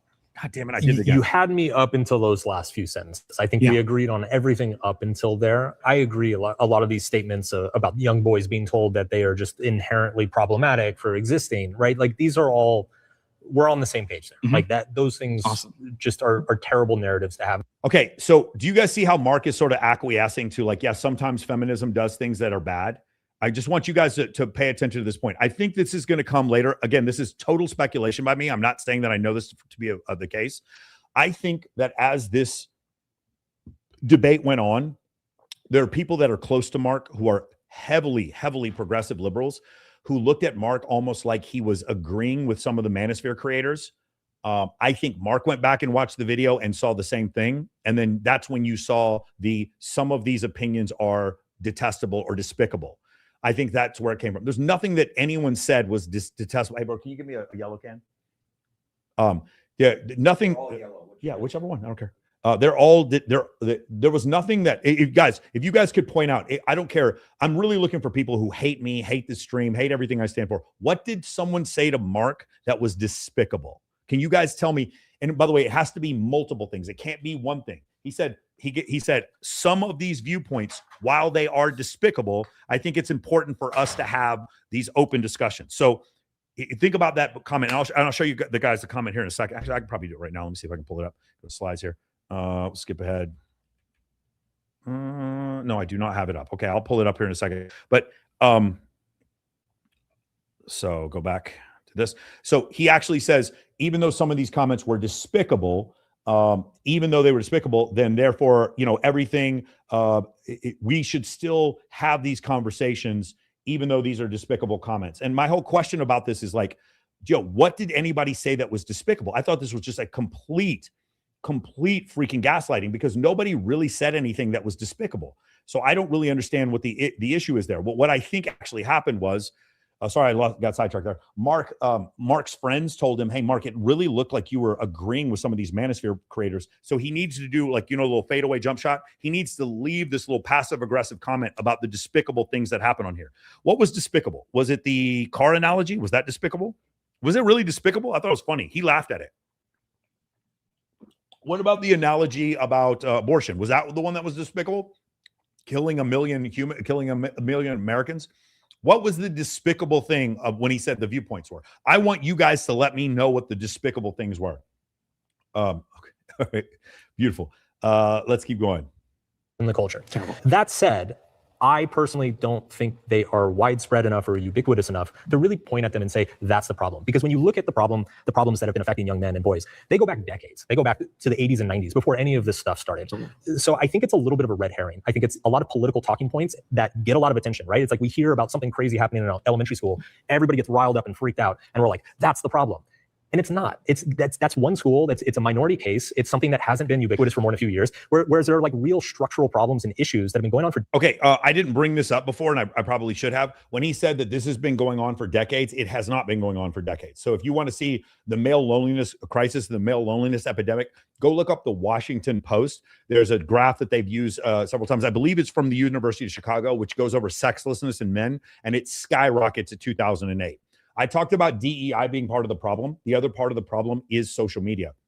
Mark, to his credit, does talk about how bad dating apps are, but he doesn't really get into social media, which again, why are you going to get into social media? The social media agencies are owned by the people on his side of the political aisle. If Mark Manson goes out there and starts trashing social media when he has 10 million followers, it looks a little bit hypocritical. But the reality is social media created a lot of these problems, and so did dating apps. That's where this came from. But if you want to talk about the massive level of sexlessness in men, I've said this before, Rolo will agree with me 100% on this.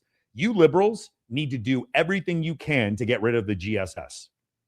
You liberals need to go to the GSS headquarters and throw firebombs in that place, wherever that place is. The GSS keeps bending you guys over the table once after. Every time someone starts talking about assortative mating or hypergamy, the GSS comes out with another study that just destroys your narrative. Just one time. There's one GSS study. It's like women who cheated had 230% more sexual partners than women who didn't cheat. Just crazy. And this is just a general social survey. Anyway, one of the things in the general social survey it went over, and I wasn't prepared to talk about this right now, but men in the bottom third had fewer sexual partners by a third since 2024 since 2004 to 2024. So 20-year gap.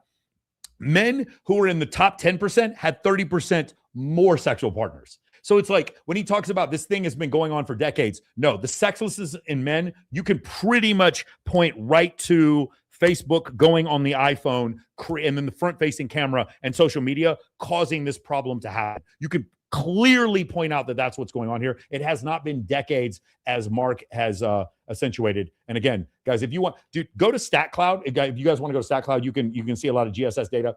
The Hans Larson study, which goes over the top 10% most promiscuous men having sex with 58% of the women. All these things are GSS studies. The IFS study going over the fact that women who had cheated in a marriage had 230% more sexual partners than women who didn't cheat.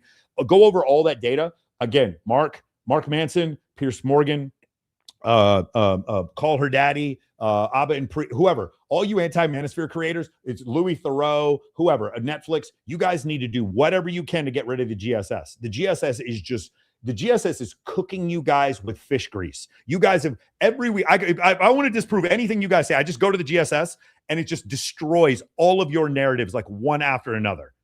Decades that have been harming young men that just never get talked about. And I feel like pornography is one of the larger ones.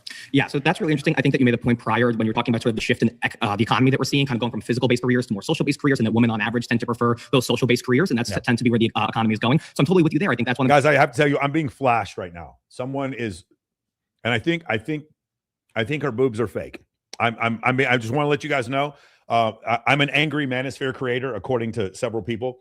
Women don't like me. I don't know how to talk to them. I saw a video today said that I'm very awkward when I talk to women, even though I host a show with 12 women every week and my two best friends are female. I'm very awkward when I talk to them. I just want to let you guys know, in full disclosure, a woman is flashing me right now. She's showing me her breasts and it's really distracting, but I want to let you guys know that I'm going to push through this. Hold on. I have to do this. Guys, I'm sorry. We're going to stop this down for just a second because I have to show you this. Well, hold on. Where's it at? Share screen, Windows. Ladies and gentlemen, I'm going to stand up and take a bow. Ladies and gentlemen, thank you. Thank you all so much for your support. Thank you, ladies and gentlemen.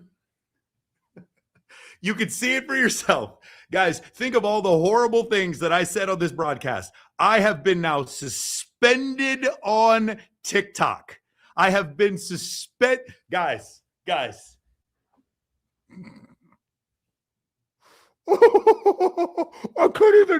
can't even make this up. Like, it's like,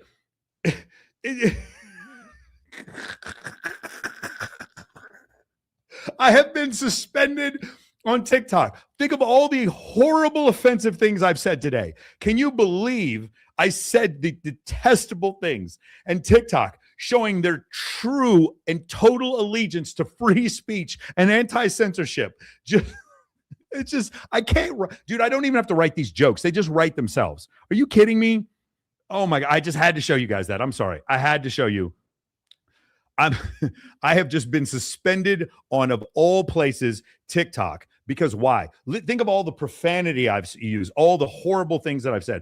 Not only did my TikTok stream get taken down, I've been suspended on there. I want you to think about how. Okay, one more time. Let's take it. Let's bring it all the way back. The Manosphere, what was his first claim? Is a what? It's a $1 billion business. I have not said women don't deserve the right to vote. I have not called a woman a B, an H, or an anything. I've not said repeal the 19th. I have not said that women are dumb. I have not said anything that is the slightest bit misogynistic. Maybe you believe I have, but I have not. I've just expressed some opinions, and my opinions are based on data. Okay? I've said those things, and I've been suspended on TikTok. I've not said anything that was specious or basically anything that was correct, and they suspended me. This is ridiculous. Like, no, okay, I got suspended for doing basically nothing, but the Manosphere is $1 billion business. How? Because all the money I make on my TikTok live, they suspended me for nothing. You guys, sorry, TikTok. It's like, what is it? Lady Macbeth, out, damn spot, right? Trying to get the blood off of her hands. You guys can't hide it anymore. You literally suspended me for nothing. And there's a bunch of people watching right now, but I hope we clip this. There's so many people watching right now. You can't hide it. The people watching right now know what I've been saying for the last hour and 33 minutes. They know there's nothing you should have suspended me for, but you did anyway. You know what else you could have done? You could have just taken my stream down. You didn't take my stream down. You had to, it wasn't a technical foul. You ejected me from the game. You suspended me. I said this before. Every time, the reason why I go live on TikTok, I know it's useless. I know it's stupid. I should probably stop going live on TikTok. I know. I get it. I do it all the time. It's very dumb. Well, why do I do it? I do it to keep proving a point. The point is this: of the two sides who's being censored, it is not the misandrist, it is not the feminists, it is not the male panders or the male feminists, it is not the left, it is not the liberals who are being censored on social media. It's the moderates. I'm not even a hardcore conservative. I'm like Trump supporter, like 6 out of 10. I'm not really that big of a Trump supporter. In fact, the Manosphere, I'm like 5.5, maybe 6 out of 10. I'm 6 out of 10 support the Manosphere. I'm 10 out of 10 anti-bullshit. So you tell me why I got suspended. I'd love to know.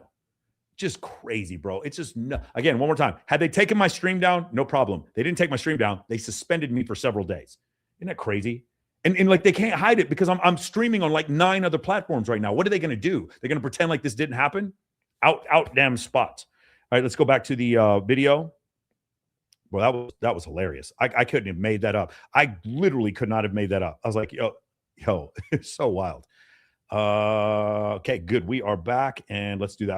I got to make my face big because I don't want to get, because the smaller my face is, the more likely we get a copyright infringement. One of the major issues, I think, the overprescription of methylphenidate medication, pathologizing male play behavior, fatherlessness, all of these things are contributing. But again, the problem is that he's going too fast. Like, all the things he said, these are great. Fatherlessness, fatherlessness kind of like, do you really think feminism doesn't, let me ask you a question. Be honest with me. And there's another great debate point. Do you truly believe that feminism promotes a 2-family household? Number one. And number two, do you believe that all of the data, the just mountain of data that shows that a 2-family household is better for children in their upbringing? Do you believe both of do you believe that feminism promotes a 2-family household? That's the first thing I want to know. If you do, I'd love to have a discussion with you about this. Okay. I'd love to, no fault divorces, women telling women to don't get a prenup. Prenup save marriages, by the way. If you guys want to have a different discussion on this, James Sexton talked about this. Whenever somebody gets a prenup, they never come back to his office for a divorce. And he never gets people from other offices to come back when there's a prenup. People who have prenups stay in a marriage because it's mutually assured destruction. Prenups save marriages. Anyway, I don't want to get too far down in this, but let's keep going. the left controls the megaphones of society. So the left controls Hollywood. The left controls mainstream media. Bro, he had me at fatherlessness. Stop. Let that breathe.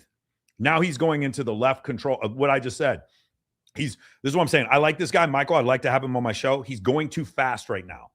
The left is part of this cultural movement about patriarchy and toxic masculinity and the demoralization of young men at every twist and turn, starting in elementary schools, which are by and large dominated by women who are teachers, particularly left-leaning women who sort of propagate this narrative that men are these really, really dangerous, pathologizing cretins of society. And what do? They withdraw. They say, okay, well, if I participate in society, I become evil. Maybe I'll just withdraw and maybe I'll just hang out in my mother's basement. Are you guys feeling what I'm saying here? It's too much. I know I'm playing this at 1.5, but like, do you guys feel what I'm saying? It's like he's making great points. I wish I could have sat there and just had Mark address each one of his points, starting with fatherlessness and then the left. But he's going, because I've done this before. When I first started debating, I was like, let me get all my points out really quickly so that I can win the debate. You got to stop because the problem is you're not going to win this debate unless you give Mark a little bit of rope and then he can tie himself up with the rope. Maybe I'll watch porn because if I don't want to be evil, well, at least I could be harmless. At least I could do nothing. Mark's sitting there still because he understands this too. Like Mark is, he's like, this guy's not winning this debate point. agreement here a little bit, right? But I again, mostly, I think we agree on the problem. I don't think we agree on the explanation, which is, I would say, are all of those messages that young men are getting recently, is that actually causing the issue, or is it just messaging that's not helpful? And I would argue that it's just messaging that's not helpful. And to your point about the left having the megaphone. No. So Mark is also missing the point. Is it not helpful, those messaging to men? No, you're correct. It might just be unhelpful to men. But the problem is it's women who also hear this messaging. It's people in academia who hear this messaging. It's people who are subject to DEI in corporations that hear this messaging. They hear the messaging, and then that affects them, which then affects a man's ability to get a job or to get into a university. That's where Mark is missing the point. I'm a man. I don't have the ability. Rollo and I have never been offended. I'm sorry. We just don't. I don't get offended. You can say whatever you talk about, my skin color, the Texas Longhorns, talk about people from Texas, steers and queers, whatever you want to say. None of the stuff you say is going to offend me. It doesn't work. I don't have the luxury as a man to be offended by anything ever. I'm just never offended.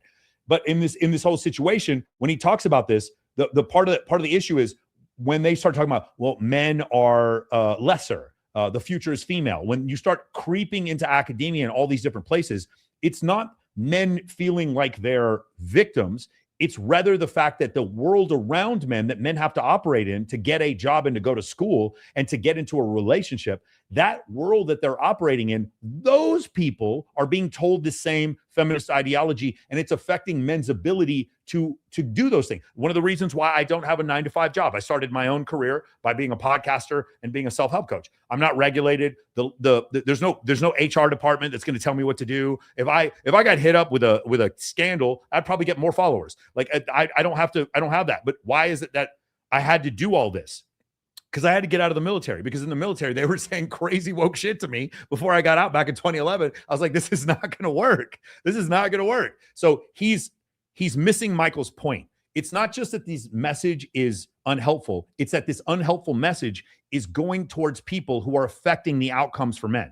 Obviously, that's changing the last few years. The fact that we're here right now is part of that changing. Yeah, independent media is doing a tremendous job in breaking down those barriers. And my fear with the Manosphere, the reason I'm here today, is because I want these issues to be brought up to the public consciousness in a way that is healthy and not attached to all sorts of the toxic ideologies. So we should use Chris Williamson for that. Just remember that. We should. The answer is not attached to these ideologies. Chris Williamson is the answer. Yeah, I mean, look. By the way, I think Chris Williamson is the answer. My point is, Chris Williamson is like, as I just showed very concisely, Chris Williamson is saying exactly what I'm saying. I agree with you there. I think that where I would push back heavily is that I think you're downplaying a little bit just how serious and pervasive these narratives are that's coming out of the third and fourth wave feminist movement, gender feminism, however you kind of want to call it. And when you have all of those cultural megaphones in the ear of young men telling them, you are the problem, just be more like a woman. I'm going to play this guy at 1.0 speed so you guys can see what I'm talking about. He had a lot of great points. I think you could have done an entire debate with all of his points. He's just going too fast. Suppress those urges. Don't be aggressive. Don't go out and work hard. Don't bother tuning into those masculine urges. Somebody could get a hold of this dude, Michael, hit him up. We'll have him on Access Vegas. Those then get suppressed. And what happens when they get suppressed, they manifest in these really sort of crude and dangerous ways. And I think that's what you see why the Manosphere even exists in the first place, right? I think that one could kind of understand the Manosphere as maybe a response to gender feminism or a backlash to gender feminism, which... Finally, yes, someone got this. This is the actual correct answer. Like when you hear Myron say things that you find to be extreme, the reason why is because you're not hearing the extreme other side that Myron is reacting to. Like, what part of the problem, like this is going to be super, some people are going to disagree with me, but I'm not wrong about this. So I'm not here to debate. I'm here to educate. The reason why Donald Trump got elected was not because of his politics were that of mainstream conservatives. That's not why he got elected. He got elected because the left got too woke. Donald Trump did not get elected because all of a sudden he had ideas that nobody had ever heard before. Donald Trump got elected because the left got too woke. That's why he got elected. Donald Trump was a counterbalance. Just think of a seesaw. The left had gotten way too far out on the seesaw. And so to counter that, that's why Donald Trump got elected. I'm not even saying Donald Trump is an extremist. What I'm saying is the tone that he used in order, like he bullied people during campaigns during debates. He was a response to the left getting too woke. He was a response to the big-eyed AOC yelling and calling people names. That's what he was a response to that. I'm not saying it's right or wrong. I'm just trying to tell you that's what Andrew Tate was. Andrew Tate was a response to academia, HR departments, and DEI getting too woke. When that got too woke, it created a void. Academia would not address this void, and that's why he got so popular. You can disagree with me all you want. 100 years from now, people are going to look back at this time and say, oh, shit, that is exactly what happened. You want to know how I know that's what happened? Because Richard Reeves, an academic, came on my podcast and told me that's what happened. So that's the answer. When you guys hear this extreme stuff, and there is some stuff that's extreme in the Manosphere, don't get me wrong. I do agree that it's extreme. But the thing is, number one, it's not affecting women. It's not affecting men the way women are being affected by the misandrous content that they're watching. We've already showed that. Check out the New Statesman article. That's the first thing. And then secondly, I think we're just kind of missing the issue with a lot of these other deals. Well, actually, let's get back to this video. I think it's why the Manosphere even exists in the first place, right? I think that one could kind of understand the Manosphere as maybe a response to... So that was my other point, sorry. My other point was that a lot of times you see these more bombastic, ostentatious content creators because they are a response to the content creators that are too woke on Mark's side. The thing is, I'm not sure that Mark sees those content creators. Gender feminism or a backlash to gender feminism, which I think is obvious to predict, right? Of course, such a radical movement denigrating young men would produce sort of a fascist or psychopathic backlash that is equally unhelpful. So I think that the main thing is we need to change the narrative in the culture, honoring what makes men men, not saying that men. Yeah, I kind of disagree because I hear this thing. It's like we need to just trade. Ready? Anytime you hear guys say change the narrative or there needs to be more educate. Stop.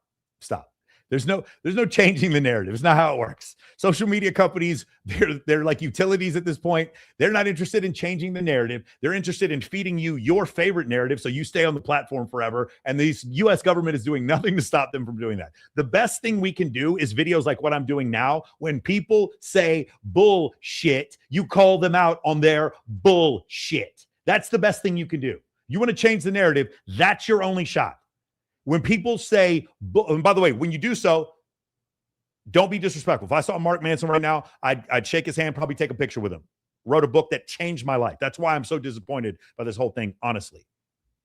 The solar not giving a fuck, you get to choose what you care about, which is ironic because Mark clearly cares enough about what people think about him to do this debate. But it's just nothing personal. But when people say bullshit, you need to be willing to call out bullshit. That's how we actually change this. It's not with pamphlets. It's not with new courses in school. I'm being mooned now. I'm looking at panties. I'm looking at, this is crazy. Wait, I think there's multiple women in here. I need someone to save me. Can someone, I'm blinking. Someone save me. No, put your boobs away. All of you, put your boobs away. Why are you doing this to me? I'm a hateful Manosphere content creator. Stop doing this. It's so unhelpful. They're distracting me. They're trying to keep, this is the Matrix trying to keep me down. Why do these women keep exposing their breasts to me? I'm sick and tired of this. I'm tired of being used. Let's get back to the point. And women are interchangeable, that men need to be more like women, that men's sort of innate urges and desires around physical strength, around aggression, that those could actually be channeled in super helpful ways. I mean, the things we got to pause there. We're out of time. Of course. All right. He spent the whole time saying a bunch of stuff that I kind of agree with. And then in doing so, what you do in the debates like this, because I'm doing a 1-on-20 versus some guy who doesn't believe that gravity is real, just because I like doing astronomy debates. When I do that, I'm just going to give him enough rope to hang himself. That's it. That's all I'm going to do. I'm just going to ask him one question that pretty much defeats his whole purpose. And that, because that's all you get in these 1-on-20 debates. Yeah. Well, it was great, Mark. I really love your work. And it's really great. I love your work. Is all this. Come on, dude, you guys got to stop talking so much. Thank you. My final surrounded claim is that the most attractive men are those who like and respect women. Okay, let's go over what are the issues here. Number one, the most attractive men are the ones who like and respect women. So what is he presupposing, guys? He's presupposing that Manosphere content creators, by default, neither like nor respect women. Don't get me wrong. There's definitely guys on the extreme who say things that are disrespectful, but that is the first thing. Number two, this guy was a pickup artist trying to explain to men how you need to respect.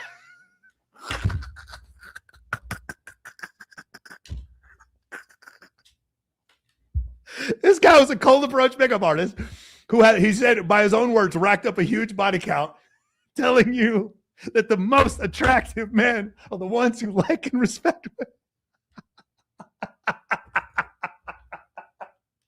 I'm about to have a heart attack.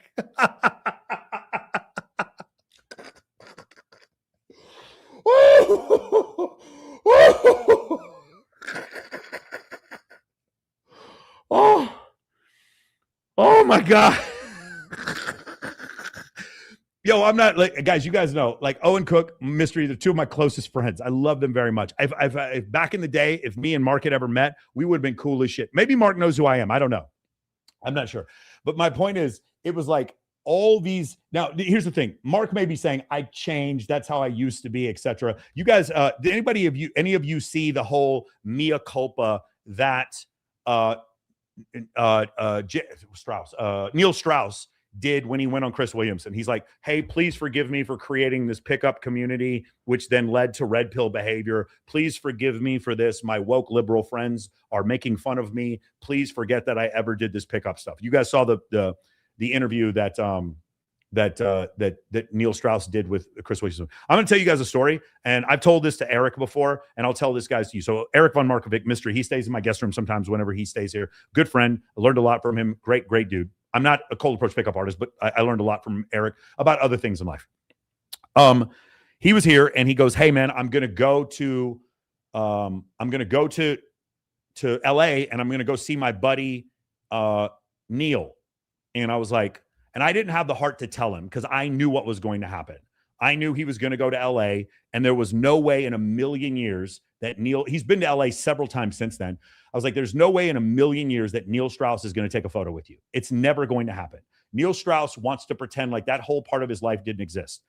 And I didn't have the heart to tell him because I knew what was going to happen. He goes to LA, and then he tells me a story about, well, Neil couldn't come because of this and that or whatever. And I was like, no, bro, Neil is never going to be in the same room with you again. He's never going to take a picture with you again. And then Neil Strauss goes on Chris Williamson, and again, he's just like, please forgive me for creating pickup. He just doing the whole mea culpa thing because here's the real reason why. You could make the argument, I'm not making this argument, but you could make the argument that the red pill is a derivative that was created by the vacuum that Pickup had. In 2017, Pickup it was a massive bandwave, and all these Pickup content creators on YouTube were just kicked off the platform. You could make the argument that the red pill sort of filled in that gap. And so you could make the argument that a derivative of Pickup was the red pill. The red pill is one of the most damaging, dangerous things that has ever happened to progressive politics in history. Not because of its extremism, but because it's self-funded. Let me try to see if I can explain this to you. The Manosphere doesn't need donors. The Manosphere doesn't need a political action committee. The Manosphere doesn't need those things. The Manosphere is a completely self-sufficient, pro-conservative organization that has no head, it has no structural organization, and it keeps funding itself. It is quite simply the most dangerous grassroots organization that the left has maybe seen in forever. An extreme organization that's like highly racist or anti-Semitic or whatever, those organizations are easy to spot, they're easy to stop, and they generally get funding from other people. The Manosphere doesn't need funding. Its popularity is self-sustaining.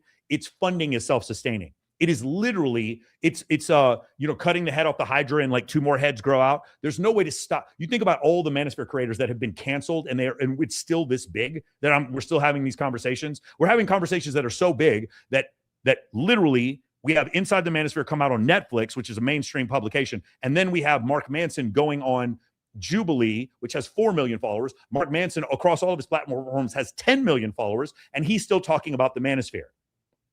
You guys see? You guys understand where I'm coming from here? This is the problem. We're still standing even after all of that. It's and if you guys don't believe what I'm saying, go look at Kamala Harris's memoirs after the election, where she by name states that part of the reason she lost the election was because of Andrew Tate and Myron Gaines. The Manosphere in and of itself, as it is mostly conservative, most people I know in the Manosphere are politically conservative, it is quite simply the most dangerous thing that has happened to progressive politics maybe ever. Again, I'm not saying that there aren't conservative think tanks that are also very dangerous to progressive. It's just the problem is those conservative think tanks or those conservative organizations, they need organization. They need a hierarchy. They need a leader. They need a 501c3. They need a political action committee. They need lobbyists. The Manosphere needs none of those things. It exists in and of itself. It exists in and of itself because the people who are against the Manosphere keep proving the existence of the Manosphere. They keep denying things that are obviously objectively true. And so by doing so, all they do is embolden and empower the people who are in the manosphere. Mark Manson, I'm sure, can into this debate thinking, I am going to change a lot of people's minds. I'm sorry, Mark, you didn't. I would be stunned to meet one single person who watched that debate who didn't also believe previously in the nonsense that Louis Theroux said, who then said, hey, you know what? I was pro-manosphere, but after seeing that Mark debate, now I'm starting to think, you know what? Maybe it wasn't feminism. I would love to find one single person who changed their mind after watching that debate. One. The problem is with the manosphere, and I consider myself like an adjacent member of the manosphere, loosely associated. Well, not loosely. I mean, a lot of my friends are in the manosphere. I will tell you that it is a completely self-sustained, self-sufficient political organization that is doing nothing but kicking the living crap out of Democrats. And I totally understand why they're doing every single thing in the world they can to try to stop it. I grasp that. There is no equivalent to the manosphere on the left. There's nothing. There is no equivalent to it. And it's so big that people are in the manosphere who don't even want to admit they're in it. Like, I agree. Joe Rogan and Chris Williamson are in the manosphere. I know they might think so. I agree. Theo Vaughn is in the manosphere. I agree that Patrick Bet-David is in the manosphere. If Patrick Bet-David wasn't in the manosphere, if you guys saw that video he made recently where he's trying to explain to men why it is they're having trouble dating, buddy, you're in the manosphere now. Welcome. Here's your membership card, Pat. So this is the ultimate and complete nightmare. And Neil Strauss can probably, his friends probably blame him a little bit for this. And then when you go back to it, Entropy PUA, which is Mark Manson, he was in that pickup artist community as well. And so now here's the problem. This is almost maybe like a mea culpa for him. If you guys want to know more about his pickup days, go read the book Models by Mark Manson, and he actually talks about those days. I never met him while he was doing that, so I don't know. But I'm just curious if you guys agree or disagree with this. I think the reason why the manosphere gets attacked so much is not because the left is trying to protect women. It's not because the manosphere believes, or that the left thinks that the manosphere is exploiting women. The reason the manosphere gets attacked so much is because it's the first organization in 50 years that told African-American men, you don't have to vote Democrat. It's the first organization in the last 50, 60 years that told Hispanic men, you don't have to vote Democrat. Don't believe me? Look up African-American men voting in the last two elections, when Biden won and then when Trump won. And look at the amount of African-American men that voted for Trump under the age of 30. It's shocking. It's a shocking number. 41% of Hispanics voted for Trump. Are you kidding me? Oh, they've been taught their whole life for 50 years that you can't vote for Republicans because they're racist, and they still voted for Trump? That's what the manosphere did. So that's the thing. Instead of actually addressing the problems, trust me, guys, if you're dumb enough to actually believe that all this anti-manosphere stuff is about protecting women, if you want to protect women, then if you want to protect women, then stop having Cardi B and Megan Thee Stallion be the people that they listen to. If you want to protect women, that, like, seriously, come on, you know better than this.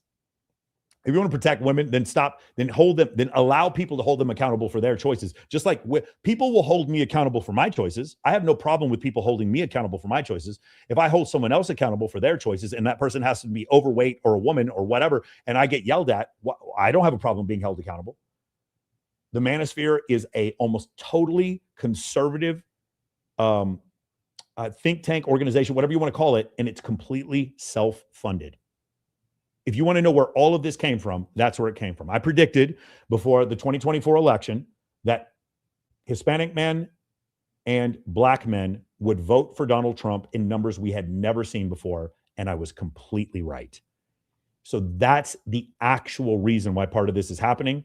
And I'm not saying this about Mark. I think Mark actually does think he's doing some good and like trying to protect women. It's just Mark is stuck in his own echo chamber, and he didn't do any research after he watched Inside the Manosphere, which is why he said the Manosphere was $1 billion industry. Case in point.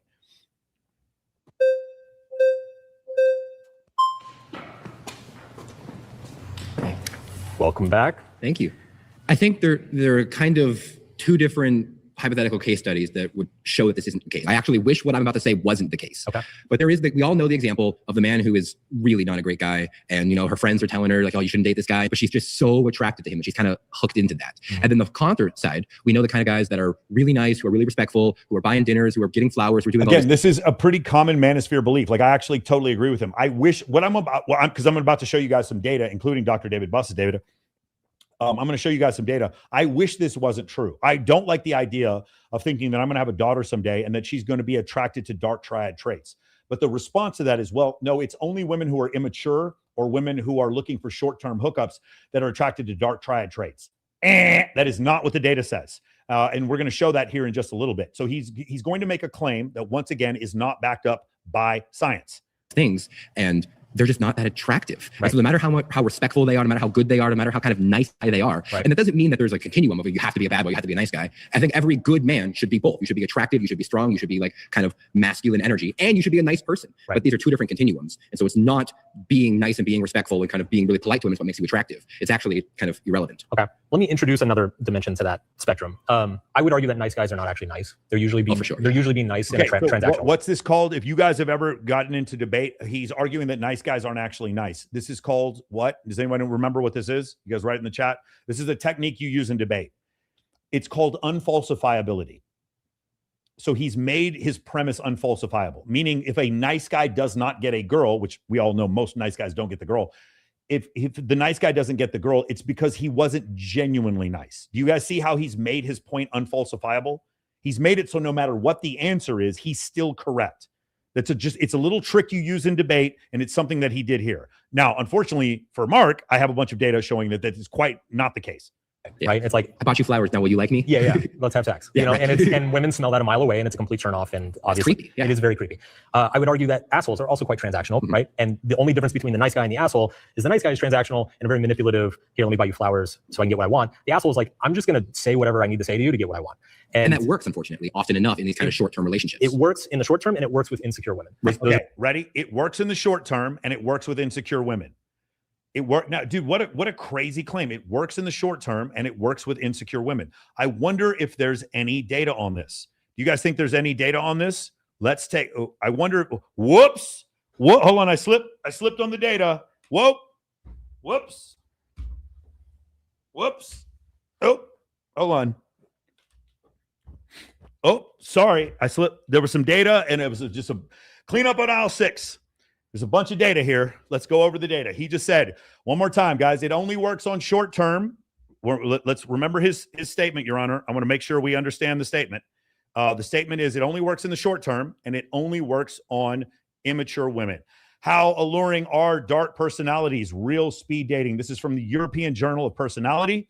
Narcissism predicted higher male appeal for both short-term and long-term relationships. Ding, ding, ding, ding, ding, ding. And your winner by technical knockout. There is no data showing that the idea that these dark triad traits only work on women who are unhealed, who are immature, who only want short-term or long. There's no data that supports that, okay? So narcissism predicted higher mate appeal for both short-term and long-term relationships in both sexes, and narcissists and psychopaths were more likely to actually get chosen. Mark's claim was short-term only. The live dating data says otherwise. And you see on the top right here, it says short-term and long-term. The next one here, this is going to be interesting to a lot of you ladies. Why are narcissists so charming at first sight? This is from the Journal of Personality and Social Psychology, 2010. At zero acquaintance, meaning they never met before, the most toxic component of narcissism, exploitativeness and entitlement, was the most attractive. The traits that do the damage later are the ones drawing people in at the start. Okay? Let's go to the next one. Again, these are all peer-reviewed pieces of data. Let me go ahead and turn the chat off, and then let me go ahead and take my face off the screen. Everybody want to take a screenshot of this? This is when you go home and you have talked to your feminist aunt. This is the data that you're going to use, okay? Are narcissists sexy? This is Personality and Social Psychology Bulletin, 2013. And by the way, Rolo, I got 2 more slides, and then I want you to jump on. Are narcissists sexy? 3 methods, including record of real courtship outcomes. Narcissism consistently boosted male appeal. via physical attractiveness and social boldness, and boosted male appeal more than friend appeal. So here's a big one. I want to point this one out. When he talked about courtship outcomes, physical attractiveness and social boldness, what I teach in my program is I don't want you to be a narcissist. I think it's a terrible way to be. I couldn't imagine. I can't treat people poorly. I take care of animals. Just in general, I don't have it in me. The whole be an asshole and walk away from the girl, like that's a tightrope I don't want to walk. I don't want to live my life like that. If I love someone, if I'm in a relationship with someone, I try to treat them very, very well. But the reason I can treat them very well is because I'm very bold, I'm very confident, and whoever I'm dating knows full well that other women want to sleep with me. Those are the reasons why I generally do well in relationships. According to me, according to other people who like to obsess over my relationships. Apparently my ex-girlfriend cheated on me, which I don't know where they got that one from. I'm awkward talking to women. I'm 5'8". What are the other ones? Oh, and my girlfriend's 20 years younger than me, so you shouldn't listen to me. Whatever. But like, dude, it's so crazy how people are obsessed with my relationships, bro. It is so sus and homo when these dudes, all they want to do is talk about who I'm dating. So anyway, going back to what he said before, let's go to the next one here. I just want you guys to see this. The point is, there's a way to actually study the parts of narcissism, just the pieces of it that you can actually use in your personality without being a narcissist. Do you guys understand? You can study, like for instance, I would like to be able to sell like Jordan Belfort, but I also don't want to rip people off like Jordan Belfort. You guys understand how you can take certain things? Like I would like to be able to box like Mike Tyson, but I don't want to have the out of the ring life of chaos that Mike Tyson had. I can still take something from a person. I can still understand that, what's his name? Robert E. Lee was an incredible military tactician and also a horrible racist at the same time. Like I can keep both of those things in my head at the same time. And what I'm saying is there are certain attributes of a narcissist that are attracted to women, and you can take on those attributes without, when I mean by those attributes, it's boldness and confidence, extroversion. I don't mean like entitlement or exploitativeness. Those you don't want. Grandeur, like that, delusions of grandeur. That's not what I'm asking you to do. There are certain things you can take. That is what I teach without being exploitative in my program. I will not lie, cheat, or steal, nor will I tolerate anyone amongst us who does. That's what we say in the program. So I just want you guys to know there's a middle ground that requires significant amounts of nuance in order for you to pull this off. Next one. The Dark Triad, facilitating short-term mating. This is a great one. This is a European Journal of Personality, 2009.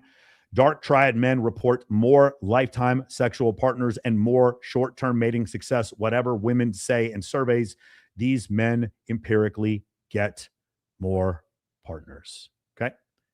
This is the other one. Remember, he says only insecure women should have known better. This is from Personality and Individual Differences. Rollo, you got it.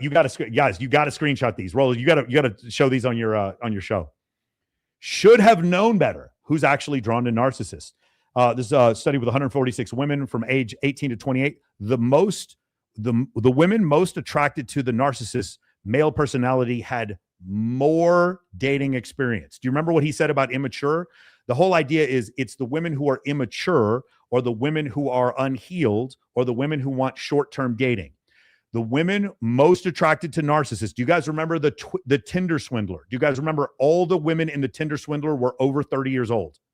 The women most attracted to narcissist male personality had more dating experience, not less, and they were the ones seeking marriage. Do you guys remember what he said about short-term? Debunked. Yeah, the ones, let's go back to it. The ones seeking marriage. Experience didn't teach avoidance, and the attraction was explicitly long-term oriented. This is one of the few points during this reaction where I'm going to express something that's a total opinion that I can only tell you anecdotally I've seen. I don't have any data to support this, although I can probably find some. And that is this. When men date more, they don't become more jaded. When men date more, they become more calibrated to the opposite sex. When women date more, that experience generally does not help them in future relationships to be able to spot narcissists or cheaters or whatever. For whatever reason, and the data seems to show this, when women are more experienced or when women are looking for a long-term relationship, they seem to be more susceptible to being deceived by men. So it's the opposite. I've said this a million times. Women do not need to date more to get better at dating, because women's physical attractiveness is the main appeal initially for dating. Men do need to date more when it comes to dating. I might actually do some research and put out a full paper on this, but this is part of what I'm saying. This data kind of supports what I've been saying previously about this. Let me see here. So that was the first one. More dating experience. Experience didn't teach avoidance, and the attraction was explicitly long-term oriented. Let's go to the next one. The dark triad, attractiveness to women. This is from Personality and Individual Differences 2014. Women rated a high dark triad male versus a control, physically held constant. The dark triad personality was rated significantly more attractive. In an ordinary sample, no insecurity required. Okay, let's go to the next one. What actually moderates attraction to narcissists? The documented moderator, sensation-seeking similarity, dark triad women prefer dark triad men, and long-term mating orientation. Low self-esteem is not the published moderator. Mark's insecure qualifier was asserted with zero evidence. Last one here. The honest bottom line: attraction does not equal good outcomes. Narcissist claims charm fades with acquaintance, and their partner's satisfaction drops over time. Kindness matters once attraction already exists. Mark turned a true outcome claim into a false attraction claim. This is probably the most important thing that that they said there. Let me see at the stage here. Probably the most important thing that was said there is that, and you'll see him say this in just a second, is that when women claim that they want kindness and intelligence, and you'll see this in the Dr. Bus data, what they're claiming is that the things that they want in a relationship with a man they're already attracted to. I'm going to say it again because this is the single most misunderstood facet of all intersexual dynamics. When women claim they want a dad bod, a man who reads, a man who's emotionally available, a man who has emotional IQ, EQ, whatever it's called, a man who speaks multiple language, a man who gardens, a man who's super kind, super respectful. When they say that, they're only talking about a man they're already attracted to. If an overweight homeless guy who smelled horrible and had boils on his face came up to a woman and he was super emotionally vulnerable, he read, he was super kind, he respected women, all of those other things, the woman would not become more attracted to him. Mark's statement is incorrect because of this. When he talks about men who respect and like women are the most attractive, where he's getting this wrong is that you can also not like and not respect women and also be attractive, because liking and respecting women is liking and respecting women is separate from attraction. You don't need it. Now, if I'm in a relationship, I need to like and respect my partner. It's very helpful. All the things like loyalty, all those facets that women claim, they're very helpful in a relationship. But in a relationship, we've already established she's attracted to me and we're having sexual intercourse. Once we pass that hump, then we can get to that place. The other part that I think a lot of people are missing is privilege is invisible to those who get it. So male dating coaches who are super good looking, or guys who are liberals who are like have huge social media followings, or women in general, they are not privy to how few sexual partners most men get and how few dates most men get. So when they say this, they're only talking about long-term relationships. Most guys can't get into long-term relationships because most guys can't get a date. They can't get any sex. That's why the attraction statement is so incredibly important. This thing right here is my core position. This is what I have a PhD in, explaining how attraction works with women and then pushing out the noise that women state about what they find attractive. And we're actually going to show a little bit more data on that. So get ready for that. Let's go back to the video here. The two circumstances that it works in.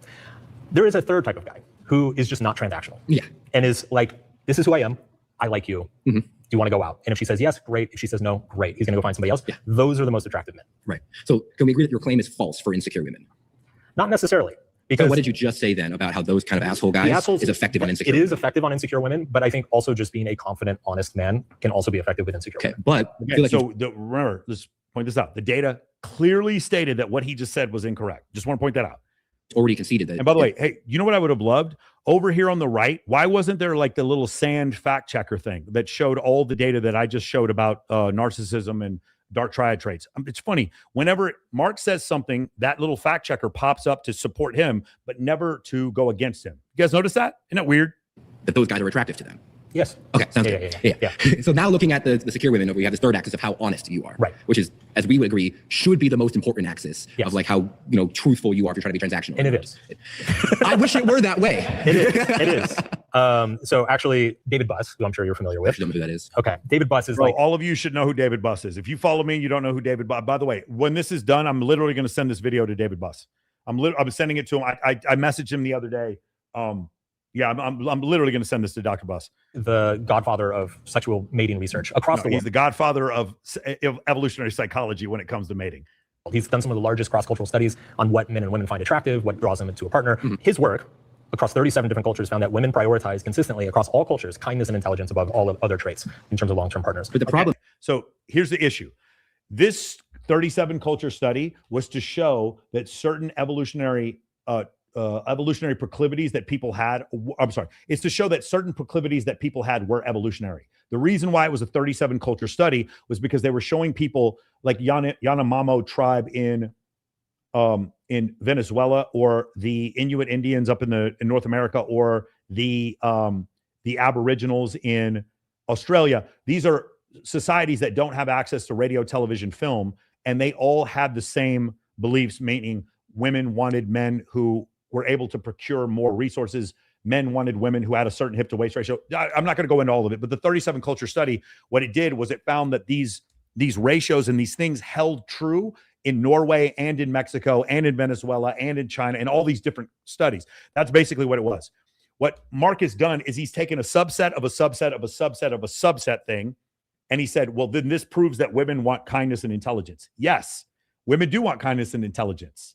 In a man, they're already attracted to. They do want those things. The study did not ask, what are you attracted to? It asked what you want in a long-term partner. Mark actually stepped into a trap here, and I'm going to show you why, because in a little bit, I'm going to show you some other David Buss data that goes kind of against what he's saying. Is that's of relationships that have already succeeded. Right. And so in the relationships that you say, it's, oh, he's so nice to me, he's so kind to me, he's so good to me. But she only wants those things from a man she's already attracted to begin with. And that she knows is being nice and kind genuinely and authentically, and is not just trying to please her or impress her. Or for sure. And this is the thing, is that the asshole gets mistaken for a confident man because he's not controlled by what she wants. Well, I've met some assholes who are extremely confident. they're called high ticket closers. All right, let's go to the data. Let me see here. Okay, here we go. So is it this one?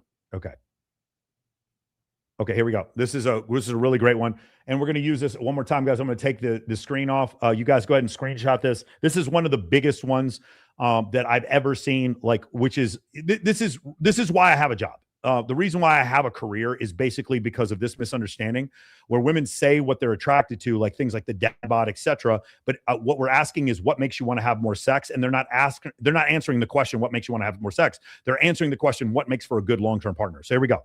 Nice guys, jerks, and attraction. Manson versus the research. Mark Manson's claim: the most attractive men are those who like and respect women. David Buss' work across 37 cultures found that women prioritize kindness and intelligence above all traits. Buss measured what women say, not whom they choose. That's the first part. Go down to the bottom left here. Do people know what they desire in a partner? This is Paul Eastwick and this famous Eastwick and Finkel study back in 2008, live speed dating experiment. People stated the classic ideals, kindness, earning power, looks, then met real potential partners, stated preferences, failed to predict who they actually desired. People don't have introspective access to what attracts them. So think about this data. This is the Eastwick and Finkel data, which is showing that people say they want to date one thing and then they end up dating another. And then additionally, we showed before this, the dark triad traits. No woman is going to say, I want to date a sociopath. No woman is going to say that. No one's going to say, I want to date a narcissist, but they do date narcissists. Why is that? Because what women say they're attracted to and what they actually are attracted to are two different things. Let me make it this massive caveat, because I've said this before. The data currently shows, there are a few non-peer-reviewed pieces of data that don't show this, that actually agree with what I've said previously. The data shows that this bias is the same for men as it is for women. Although I've seen some data sets that show the bias is slightly more for women than it is for men. We can go into that specifically. But the point is, both men and women will say, I like X, Y, and Z, and they date a person with A, B, and C. That's the point of the data. self-reporting as far as what you're attracted to is a terrible, terrible indicator of who you end up with. Okay. Let's go to the next one. Predictivity validated. Okay. This is from Psychological Bulletin 2014. Predictive validity of ideal partner's preference, a meta-analysis. Across the entire literature, matching someone's stated ideal traits barely predicts how positively they evaluate a real partner once they've met. The meta-analytic verdict, one tier above any single study. Meaning this isn't just one study. This is across several studies. It showed that people don't understand how to describe what they end up being attracted to. They say they're attracted to one thing and end up dating another. This is common, which, by the way, like if we're a bunch of men and we all say, I want to date Megan Fox, some of us are not going to get to date Megan Fox. It's just a function of economics. We're not all going to get to date Megan Fox. I've got to date Megan Fox 3 or 4 times, but if you go look at my IG if you don't believe me. I've got, for the most guys, you can say, I want a girl who looks like Pamela Anderson. Most of you are not going to get a woman who looks like Pamela Anderson.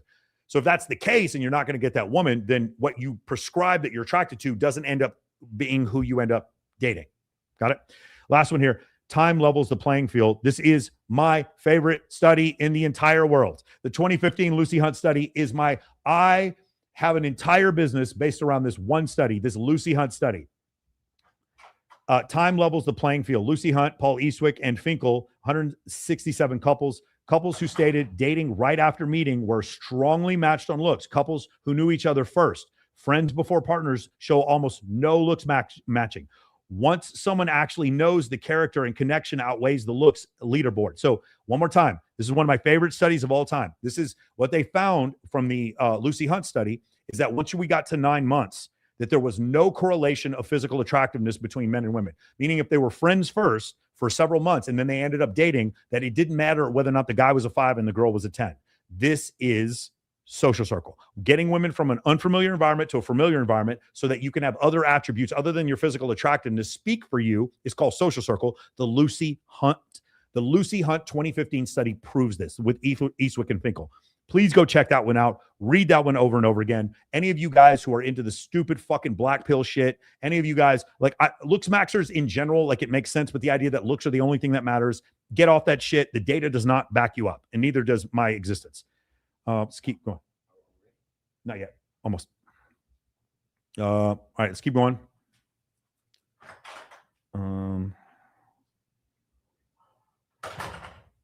Here we go. Yeah, so the Lucy Hunt study, I highly recommend you guys check it out. It is my favorite study of all the studies. Let me do something here real quick. I'm going to invite some guests on, and I'm going to send this to, let's jump on with Rollo and Tristan.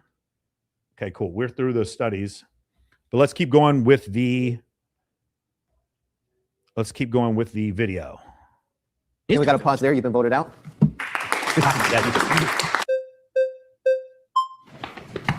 Good to see you. Welcome back. Okay, so are you implying men in the manosphere don't like or respect women? Is that your implication of the claim? Yes, I would classify a number of predominant manosphere influencers as not liking and being respectful towards women. Yes. Okay, so again, where is all of his information coming from? I want to keep repeating this. He believed the manosphere was $1 billion business because he thought that Louis Theroux was telling him the truth. So his belief that most content creators in the manosphere are don't like women, he gets this from the same source document. So when you say like, you mean just like they're not attracted to him? Like would you say the manosphere consists of homosexual men, or what's the like about?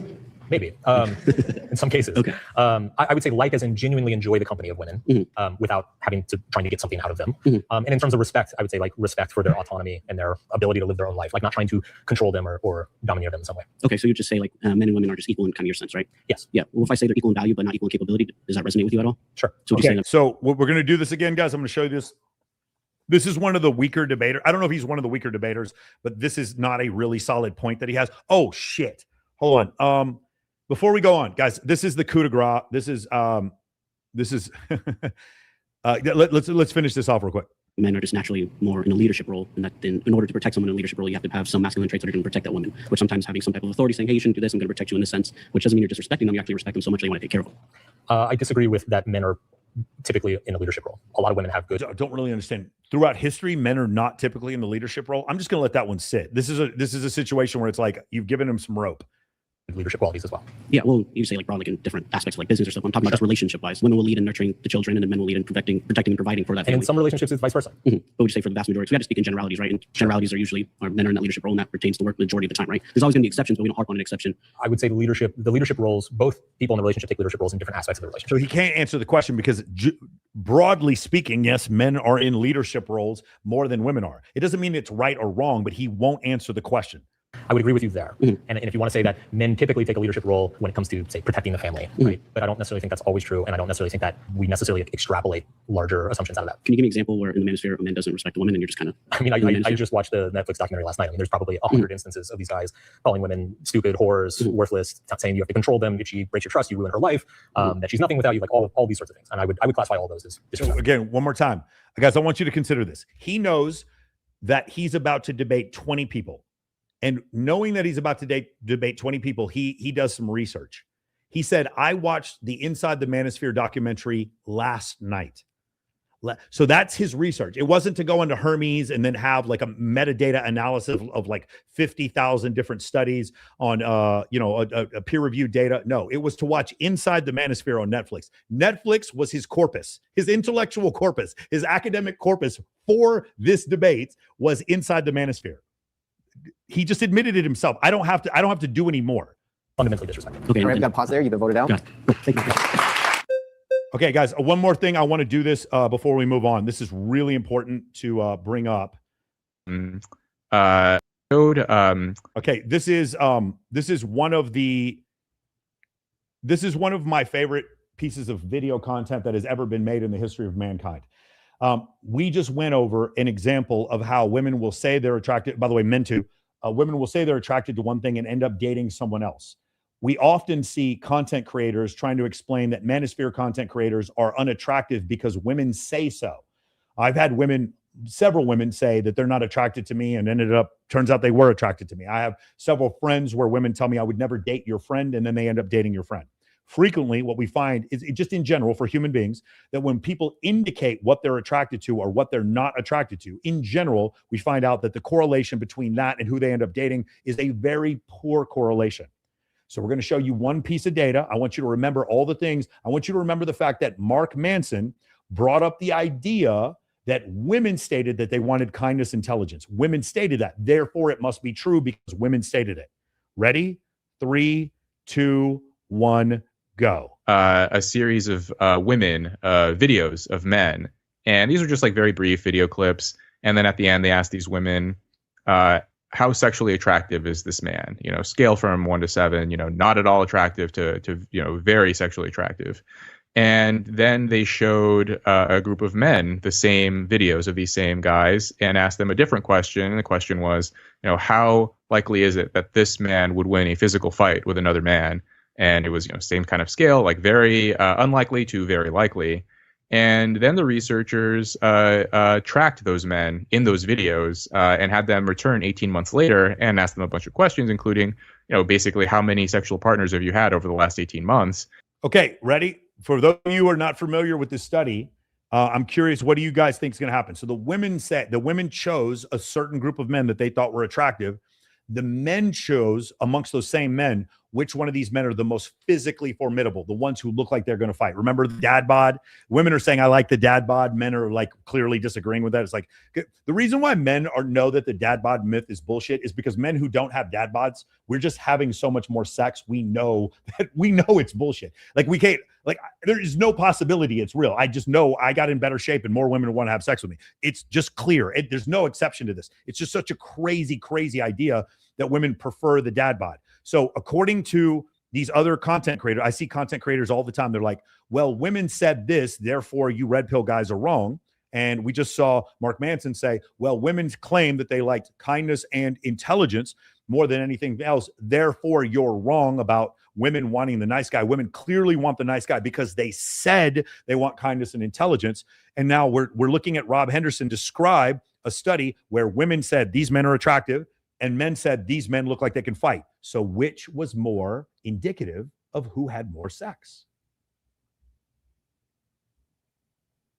And the correlation between how sexually attractive the women found these men and how many partners they had was zero. There was no correlation at all between how hot they were to women and how many partners they had later. But guys, I just don't know why I keep having to have this debate. Like, that's the end. It's over. It's over. Let's do it one more time. I want you to hear that again. Between how hot they were to women found these men and how many partners they had was zero. There was no correlation at all between how hot they were to women and how many partners they had later. But there was a strong and significant correlation between how intimidating or formidable men rated them and how many sexual partners they recounted over the last 18 months. And so essentially how tough a guy looks to men is a stronger predictor of his sexual success than how attractive he looks to women. Guys, you know how I found out about Rob Henderson? Because I watched him on Chris Williamson. In fact, that clip was from Chris Williamson. A clip on Chris Williamson podcast, Modern Wisdom, talking about how women will claim they're attracted to a guy and that guy doesn't. I'm going to say something at the risk of sounding misogynistic, but I'm going to say this anyway. Okay, ready? If you want, as a man, to have more sex, you need to find other men who are having a lot of sex and listen to what those men tell you and not what women tell you. I think I've laid out my case pretty succinctly before we got here. One more time. If you are a man and you want to have more sex, you need to talk to men who are having a lot of sex or very successful having sex with women and ask those men what it is that they're doing that caused them to have sex, and don't ask women what they find attractive. If you disagree with my point, present your data. Cool? Let's keep it going.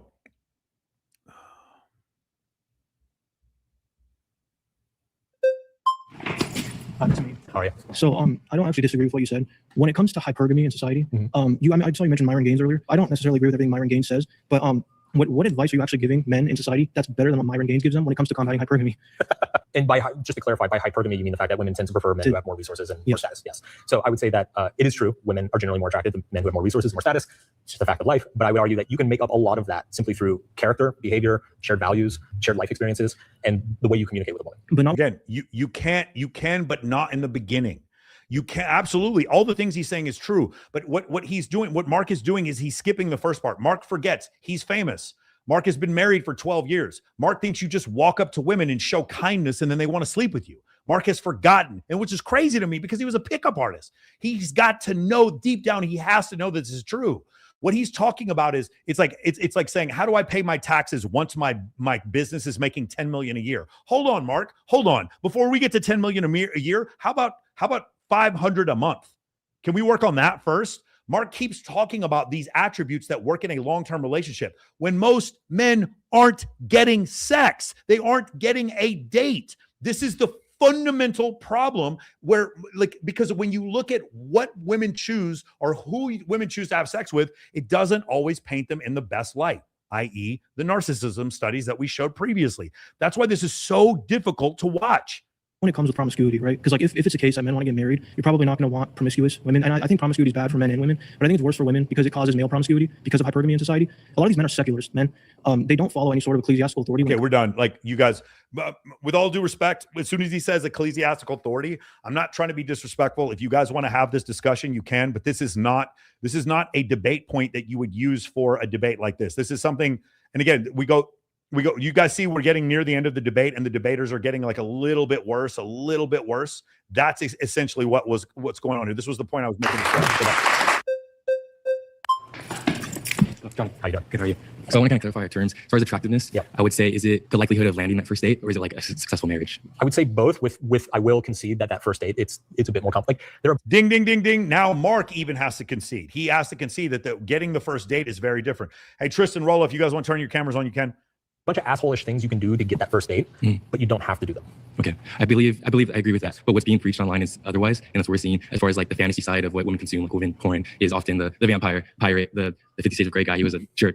So we see that what's something we're gonna put onto ourselves to get that date, and often it works. Being that jerk gets you that first date, and if you want to be the nice guy after that, I support that, and that's something you should do. Again, he is completely correct, and let's see if Mark addresses the issue.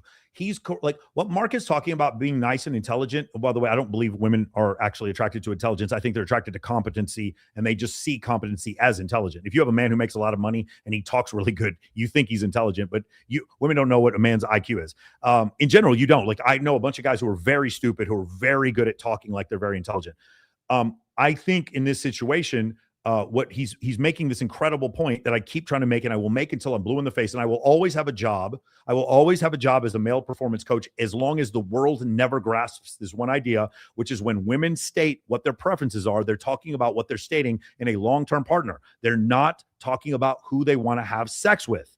Ask you maybe a somewhat personal question. Go for it. Have you ever watched porn that you were like, I would never actually do this? Yeah. Me too. But that's 50 Shades of Grey. I see, but there is a correlation between the guys that are jerks in real life do land that first date. Yeah, and then they lose the girl. And you see this happen over and over. I mean, I saw it in my line of work. Remember, and they lose the girl. We just went over this. We talked about long-term and short-term dating, the idea that they lose the girl. My point is this. When we talk about lose the girl, is it probably better to be more loyal and caring in a relationship once a woman's attracted to you? Yes, as long as she's already attracted to you. I want you guys to think about like almost like a black hole. Not a black hole. I'm trying to think of like a portal or a gateway. When you cross through the attraction portal, what you do on the other side of the portal is a completely different set of rules. So I want you to consider this, right? There's you and the woman. We aren't in a relationship. There's no attraction side of the portal. There's one law of physics. When you cross through the attraction portal to the other side, now there's a separate law of physics. In this first law of physics, if I show a bunch of determination, logic, reason, accountability, and a ton of effort to try to go on a date with a woman before we cross through the attraction portal, all I'm going to do is make her less attracted to me, which is my point exactly. Being respectful and liking women is not the thing that makes women attracted to you. It's a good thing. It's a good thing, but it's not the thing that makes women attracted to you. Once you cross through the attraction portal, then yes, those things are important, but not until we get to that point. Being a jerk, it kind of feigns confidence, right? Like women have a very finely tuned radar for a guy who is going to be easily pushed over by her. And so they're generally very attracted by guys who are not easily pushed over, that they have their own thing going on. They're very confident, strong in their own, they believe in themselves. They know what they're doing. They know what they're about. And so if she meets a jerk, that is a little bit of a false positive signal. He has no actual character to back that up. And so it quickly either fizzles out or it spirals into a very toxic relationship dynamic that, we've all seen before. You can convey that same lack of pushoverness without being a dick. Okay, pause there. The flags are up.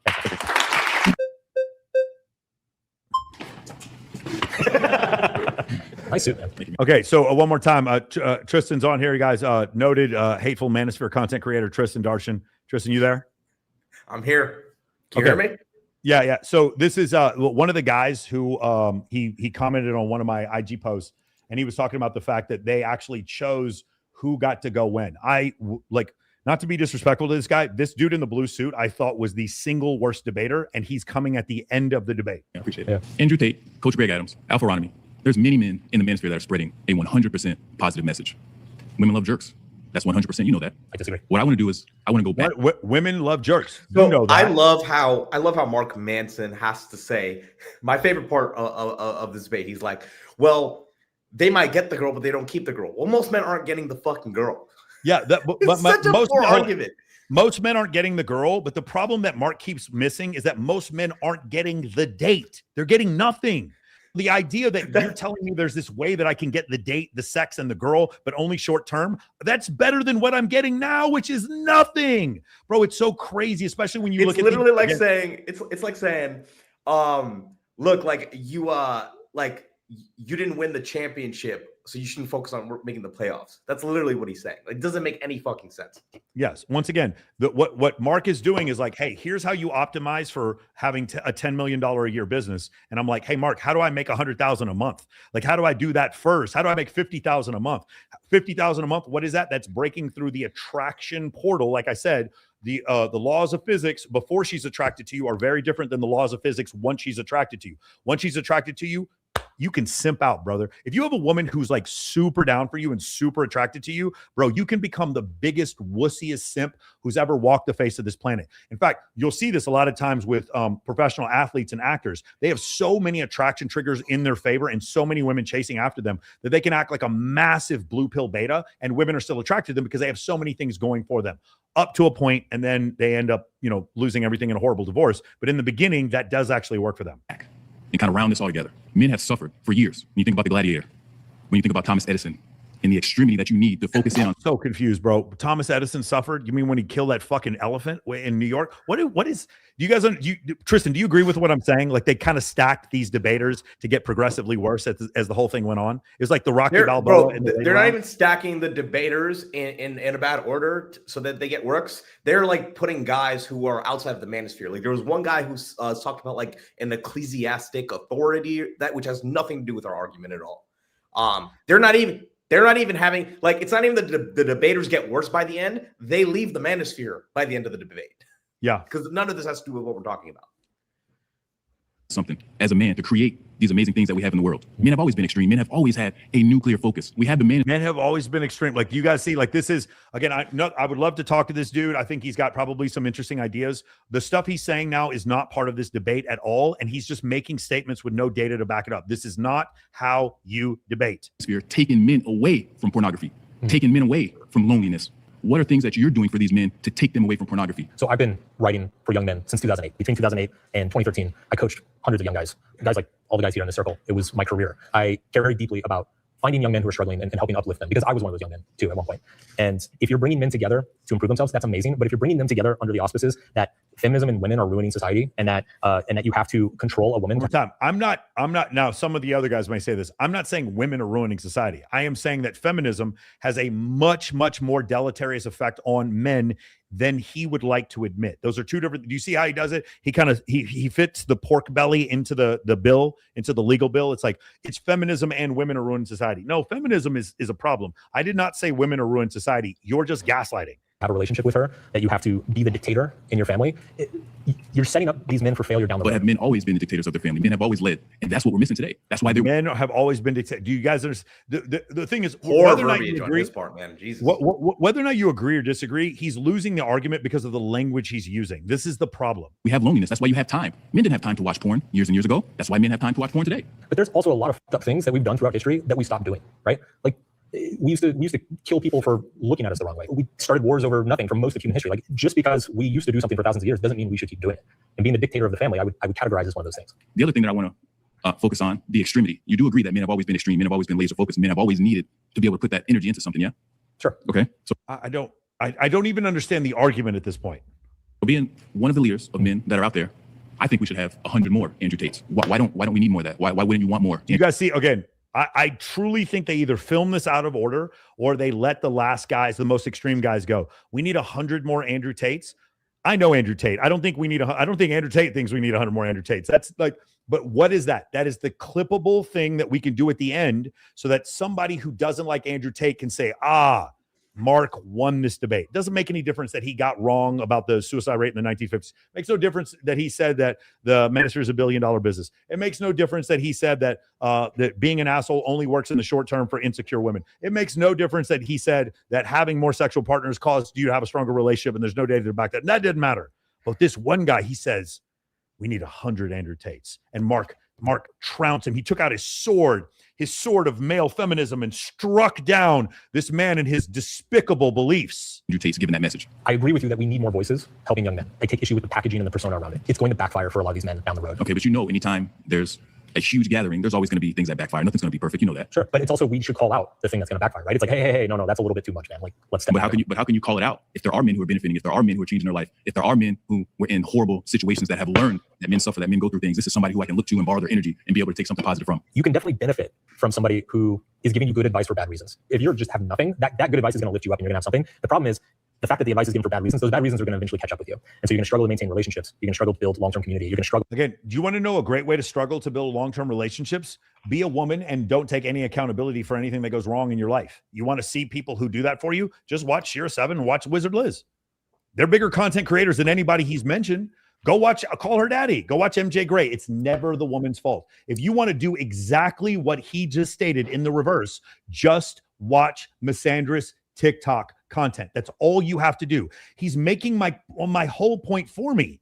to relate and respect the world, right? You're going to hit a ceiling in terms of the value that you're able to create as a man if you see everything as adversarial all the time. We're out of time. I want to lob one quick talking point. If you guys could digest, the fact that Andrew Tate actually produced. Okay, guys, I want to bring this up real quick. This guy who's producing the show has at no point interjected, but at this point, remember, there's 100 Andrew Tates. He's got to inject right here because this is the ultimate. This is the TKO in the 11th round. It's pornography because it sounds like you're against porn or you see it as a negative, but his career started through the production of it. Unfortunately, I don't agree with that at all. Just like a lot of men over time who have after doing terrible things, it seems like also that's where he got his start and got his money from. So I don't agree with that at all. But just like as we know as men are always going to suffer. Men are always going to fall down. Men are always going to hit their head. And what are they going to do? Men will bounce back and come back and start doing other things that do benefit society. Men have always done that. Agree? Yes, absolutely. Can women do that? Of course. So a woman with a high body count can bounce back and of course she can. Okay. A woman also has that ability to do that. Yes. All right, we've got pause there. Thank you. We've run out of time. All right, Mark, great job. We have finished your prompts, but for this final section, I want you to look around the circle and select somebody to come to the center and debate you for 10 minutes based on their claim. Okay. Who is the biggest, hottest thing in the Manosphere right now? In this whole thing, who's popping off? He's on Kick. He's getting billions of views. Who is it? Tristan? Clavicular. So it's just so amazing that this is the last guy that he ends up debating, which is a looks maxer. Let's do this guy. I forgot your name. We were it was really getting good, and then you got voted off. My name's Will. Nice to meet you. One of the issues that I have is this whole idea of we've run out of time. What the fuck do you mean you've run out of time? Bro, I'm at 2 hours and 42 minutes. I'm not run out of time. What are you talking about? Why do these people who make YouTube videos talk about you run out of time? It's just an excuse. Let's keep going. If you want, yeah, it's like all these people flew in here from 5 different cities. No and you have a warehouse you rented out and you have a whole camera crew. What time? It's your time, dude. What time did you run out bro, of? Just keep I don't understand. Let's give this subject what it deserves, which I'm trying to do now. I'm at 5 hours going over this review. I can't wait. Well, I hope to goodness Jubilee sees this. But my point is, why are we keep talking about we don't have enough time? Why did you take 20 people and put it into a video an hour and 26 minutes long? Come on, dude.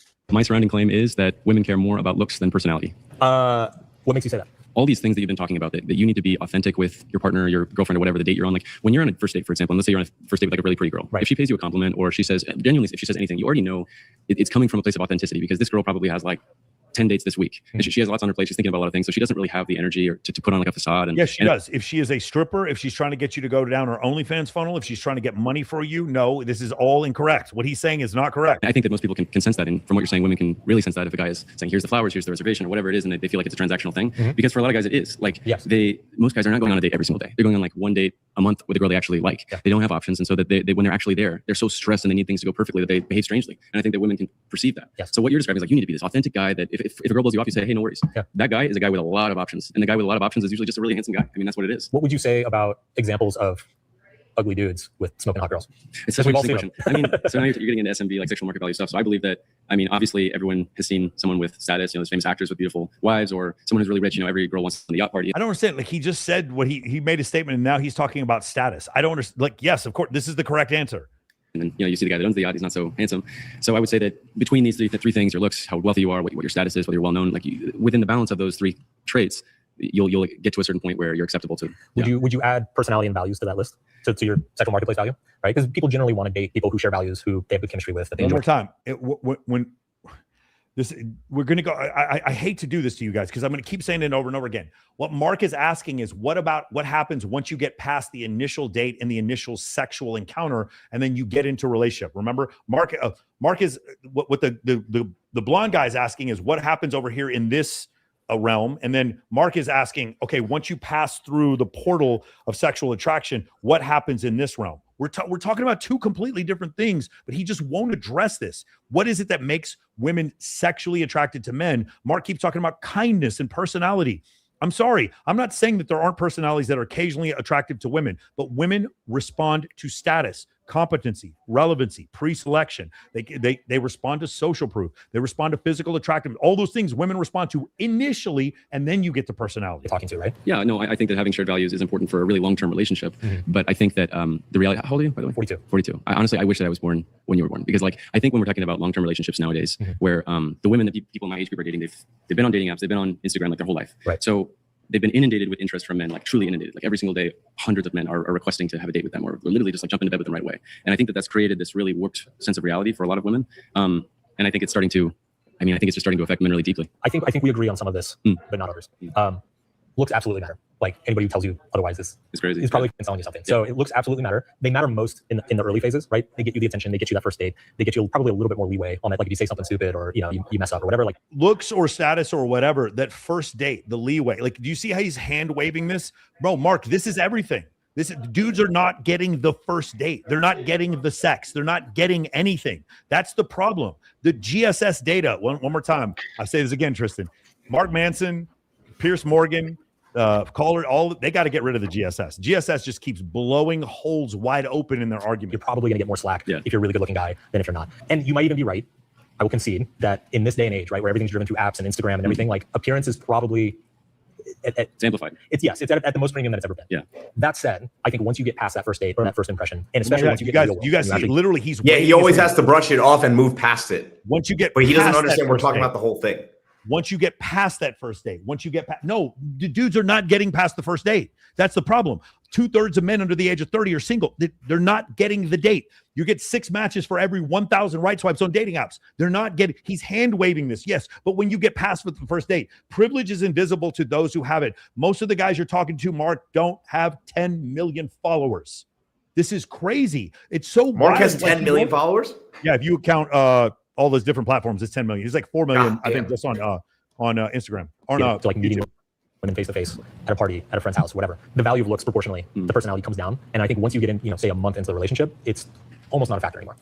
It's almost all personality. I couldn't disagree more, because I think a lot of the relationships I've seen of my peers that have made it, it's usually been, they've been together for 10 plus years, and both of them they've kind of let go of all of the facade and the vain things you're describing. Sure. Maybe they don't go to the gym every day like they used to, or they stop caring that much about eating healthy. And I think the ones that have made it, I'm saying the man and the woman have kind of both let go of these things progressively, and they've descended is what they say. Okay. And so descended. What's that? What's the opposite of descended, guys? What's the opposite of descended? Ascended. This is a disciple, one of the disciples of the Church of Clavicular. They're thinking stomach line. Descended is and I think maybe part of that is because they've both internally really committed. Like, this is the relationship I'm going to be in the rest of my life. Why would I do all this BS? Yeah. But I think that a lot of times it's not so simple like that. You might only be 4 or 5 years into a relationship, and you're like, this feels really good, but sometimes I'm not sure. And I think that if both partners, at the end of the day, they feel like, this person I'm dating isn't just valuable to me, they could be valuable to other people as well. It discourages people from just kind of throwing things away or deciding that their life is better off in a different direction or whatever it might be. If I can just tell you my experience, I've been with my wife for 14 years. My girlfriend before that I was with for about 3.5 years. Something funny happens. When you're in a loving relationship that is very happy, you stop seeing each other objectively. It's actually really weird. Like, because this person matters so much to you, even if they're gaining weight, even if they've let themselves slip a little bit, even if they, are dealing with some sort of like sickness or condition or whatever, like, you don't see it. It's like your perception warps around them. Okay, so why is the divorce rate 50% at this point then? Why is the divorce rate 50%? You know why? It's because these men all got married in the Manosphere. That's why it's a great point. Why is the divorce rate 50%? If what he's saying is like, we're not looking at the flaws anymore, why are 80% of divorces, 70% of divorces initiated by women if we're not looking at the flaws anymore? Why is the divorce rate 48%, 49%? Why? Why is it that after he loses his job, he's 33% more likely to get divorced? Like, this doesn't make any sense. Great point. When men lose their job, they're 33% more likely to get divorced. When women lose their job, there is no difference in getting divorced. Meaning, a man maintaining financial stability is a gender norm enforced by who? Is it enforced by men or is it enforced by women? That's a great point. Right? If you're unhappy, right? Because then that's when you start asking yourself, why am I still here? Why am I putting up with this? Oh yeah, she's not as hot as she used to be. I just realized that. A lot of married guys also talk about how the attractiveness can ebb and flow, and it can come back in funny ways after a long time, like you've been with your wife. Dude, so much of attraction, physical attraction, like our perception of what is attractive, is driven by our emotions. But if I can interrupt you, like, frankly, I mean, you're like a media personality. Like, you're kind of looks maxed right now for your age group. Like, thank you. Frankly, I mean, you don't seem like you're like in good shape. So then you would. You're kind of looks max for your age group. Hey, I'd just like to point out something, not to be arrogant here. I'm about 6.5 years older than Marcus. Just want to point that out real quick. Say that once you're to a certain level of intimacy and connection, that everything physical kind of just goes out the door. I wouldn't say everything, but I would say it becomes deprioritized a lot. I think we're getting a little. I think my bigger message just for like young men that are in the early stages, because I mean, look, everyone would love to have a happy marriage and be on year 14, but I think that like most of these guys who are kind of in the red pill community, they want to talk about game and all this stuff. Like, you need to be, rude to a woman to get her to like you. Yeah, like, again, it's not that looks don't matter. It's just that I think what I see, right, and I'm not really in this industry anymore. Yeah. Like, I used to. All my work was around like helping guys meet girls and get laid and find a girlfriend and all that. You got guys laid? Yeah. like a lot of them. Yeah. I used to take guys out the bar. Oh, thank you. You would wingman them? Yeah. It's like a professional wingman. Isn't it so weird how just having another dude with you, like I think it increases your chance by like 1,000%. It's ridiculous. It's social proof. But it's what I see with your generation, because so much of this has moved online. It's moved into the digital sphere. So much of how people talk about and understand dating has become Michael. digitized. It's just noted. Okay, I'm not. If Mark Manson for some reason ever sees this, I'm a huge fan of Mark Manson. Like, he wrote one of my favorite books of all time. But you notice how he says, I'm not really a part of this industry, even though he was obviously part of this industry for a very, very, very long time. Like, come on, dude. Yeah, I mean, like he's saying he's not part of it anymore, but it's kind of like mea culpa. Like, again, it's one of the most things, because a lot of people, like feminists, really did not like pickup, and he was a noted pickup artist. He was in numbers on a screen, and so what I see is guys over-indexing on stuff like this, right? It's like the looks maxing thing. I totally get it, man. Like, you should be as good looking as you can possibly be. Like, that is just fucking logical, right? It's going to help in every area of life, not just with women. How could it be controversial? Yeah, it's self-improvement. But like, what I worry about is like just only focusing on that to the disregard of everything else, because ultimately, like over the long term, what matters is, how are you showing up? How do you feel about yourself? Do you communicate well? Are you respectful? Can you like call somebody out on their bullshit, right? Like that's the stuff that matters. All right, I'm sorry, I got to stop you there. We're out of time. Oh man, 10 minutes. You're not out of time, dude. I'm so confused. Why are you out of time, bro? What are you talking about? Like, why are you out of time? Is it that expensive? Is that why Jubilee needed to hit me up with a copyright claim, because they don't have enough money? Why are you out of time? This is so silly. You see interviews with Joe Rogan get millions of followers, millions of views that are 3 hours long. Why did you need to reduce this to an hour and 26 minutes? Just such a waste. He's getting good again. That being said, I'm never doing a review of an entire debate ever again. From this point forward, I'm just going to pick like 7 plot points, because this was definitely too long. Thank you, Will. Thank you, Mark. Let's give Mark a round of applause. Thank you, guys. If you think that Will mogged everybody in this room, let us know in the comments. Tune in Wednesday for a follow-up to this episode. And thank you so much for watching. We'll see you next time. All right, guys, 2 things. This is really important. I want everybody to watch what happens. I want you to listen to the comments at the very end, and then I'm going to show you something at the very end. Stay with me for just a second. I thought the Manosphere guys were really interesting today. There was more of a diversity of perspectives than I was expecting. Okay, one more time. I thought that remember, I'm going to show you guys in a second. He says despicable. He says that the Manosphere, some of the here, actually, you know what? I'm going to just do this for you real quick so you guys can see. Stop screen. Let's go here. I want to show you this. Tristan, can you read this? What does it say? I can't. You can't I read can't. it? No, it's too small. Let me see if I can do this a little better. Can you read that? Okay, yeah. I would like to say, as despicable as some of the views shared here are, I do think it's important to engage these guys and listen to them. I truly believe men are turning to these ideas when they feel they have nowhere else to go. Best thing we can do is give them a better place to go. Okay, got it. Did he say, what is the word he said? Despicable. Did I misquote that? This is on his IG. It says, he said that it was despicable, what he heard. Now, I want you guys to watch his reaction here, and I want you to tell me if you think that the way he's acting is if he's just hung out with a bunch of despicable ideas, or if he made that statement after the fact because he realized how he looked like he was actually agreeing with some of the Manosphere guys. Let's listen one more time. I thought the Manosphere guys were really interesting today. There was more of a diversity of perspectives than I was expecting. I was also surprised how many things I ended up agreeing with some of them on. Does that look like despicable to you? Be a victim without having a victim mentality. And I think the Manosphere is really important at preaching both of those ideas simultaneously. That feminism is a problem and that it is causing substantial damage to young men. But also that as a man, you got to be tough. You got to be strong. You got to go to the gym and talk to that girl anyway and go make money anyway. I honestly think that this was such a cringe fest, frankly. Yeah, so this is the other part that bothers me. It's such a cringe fest. These guys, they're in the red pill. I'm above them. I'm a look smaxer. These guys don't know what they're doing. Silently freaking out. I really don't want to be associated with any of most of the things that were said. It's so hard because a lot of these guys, I want to be I want to support them, but they're just so radioactive. I think the Manosphere sometimes bro, do you see what this guy is doing? It's so fucking disingenuous, dude. It's like, I'm a look smaxer, but I'm not like these Manosphere guys. Bro, get out of here. Gets a lot of bad flack. But I think the overall message most of the time is trying to actually help and build up the structure of a man.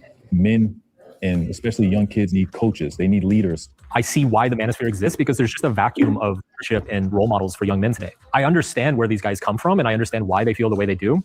But I just think the Manosphere is not the best answer to these problems. Does it look like he just heard a despicable message to you? Does that look despicable? This tournament. Yo, bro, it's just so crazy to me when I saw that. It was like, he was like, yeah, even though some of the things I heard today were despicable.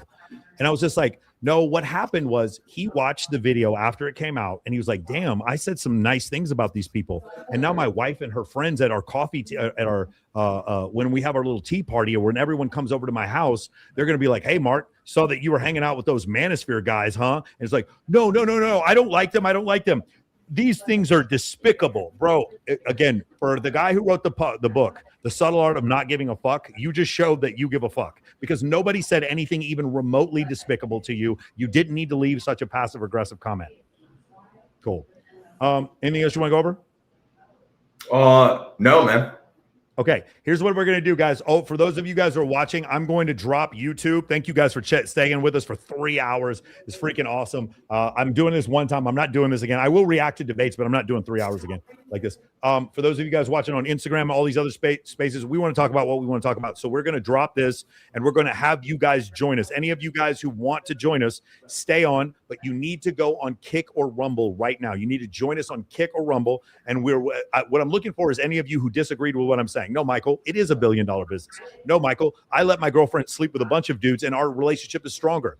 No, Michael, the guy who's an asshole, it only works on insecure, immature women. No, Michael, the suicide rate is not that low right now. It has nothing to do with feminism. No, Michael, traditional societies, that's really bad for men's mental health. Whatever you guys want to debate me on, I'd love to have you guys debate. So what I'm going to do is I'm going to drop YouTube because I'm not losing my YouTube when you guys come on and say you're crazy shit. I'm going to drop my YouTube and you guys need to go to Kick or Rumble. So first thing I'm going to do is I'm going to put my Kick address up here. Give me 1 second. Let's go to Kick. If you guys want to go and check in the links here, you will see me on Kick. It's just, thank you, baby. It's Kick Michael Sartain. And then if you guys want to watch me on Rumble, I'm going to do this real quick. Let's go here. We're going to go back to Rumble. Oh, shout out. Hold on. You guys on Rumble. I had a Rumble rant. Let me read this Rumble rant real quick. Rumble rant. Joe the Individual, $10. I watched the full video earlier today and laughed when I saw he was 42, same age as me. I know he's never been jacked and shredded in his life. Okay, that's very mean, but I'm not going to disagree with you. Okay, guys, there's my there's the video on Rumble. If you guys want to go check us out on Kick and Rumble, we're going to drop. Hold on, we're going to drop Facebook right now. Shout out to Facebook for not promoting me at all. We're going to drop. Yeah, hold on, we're dropping that, and then we're going to drop. We're going to drop YouTube.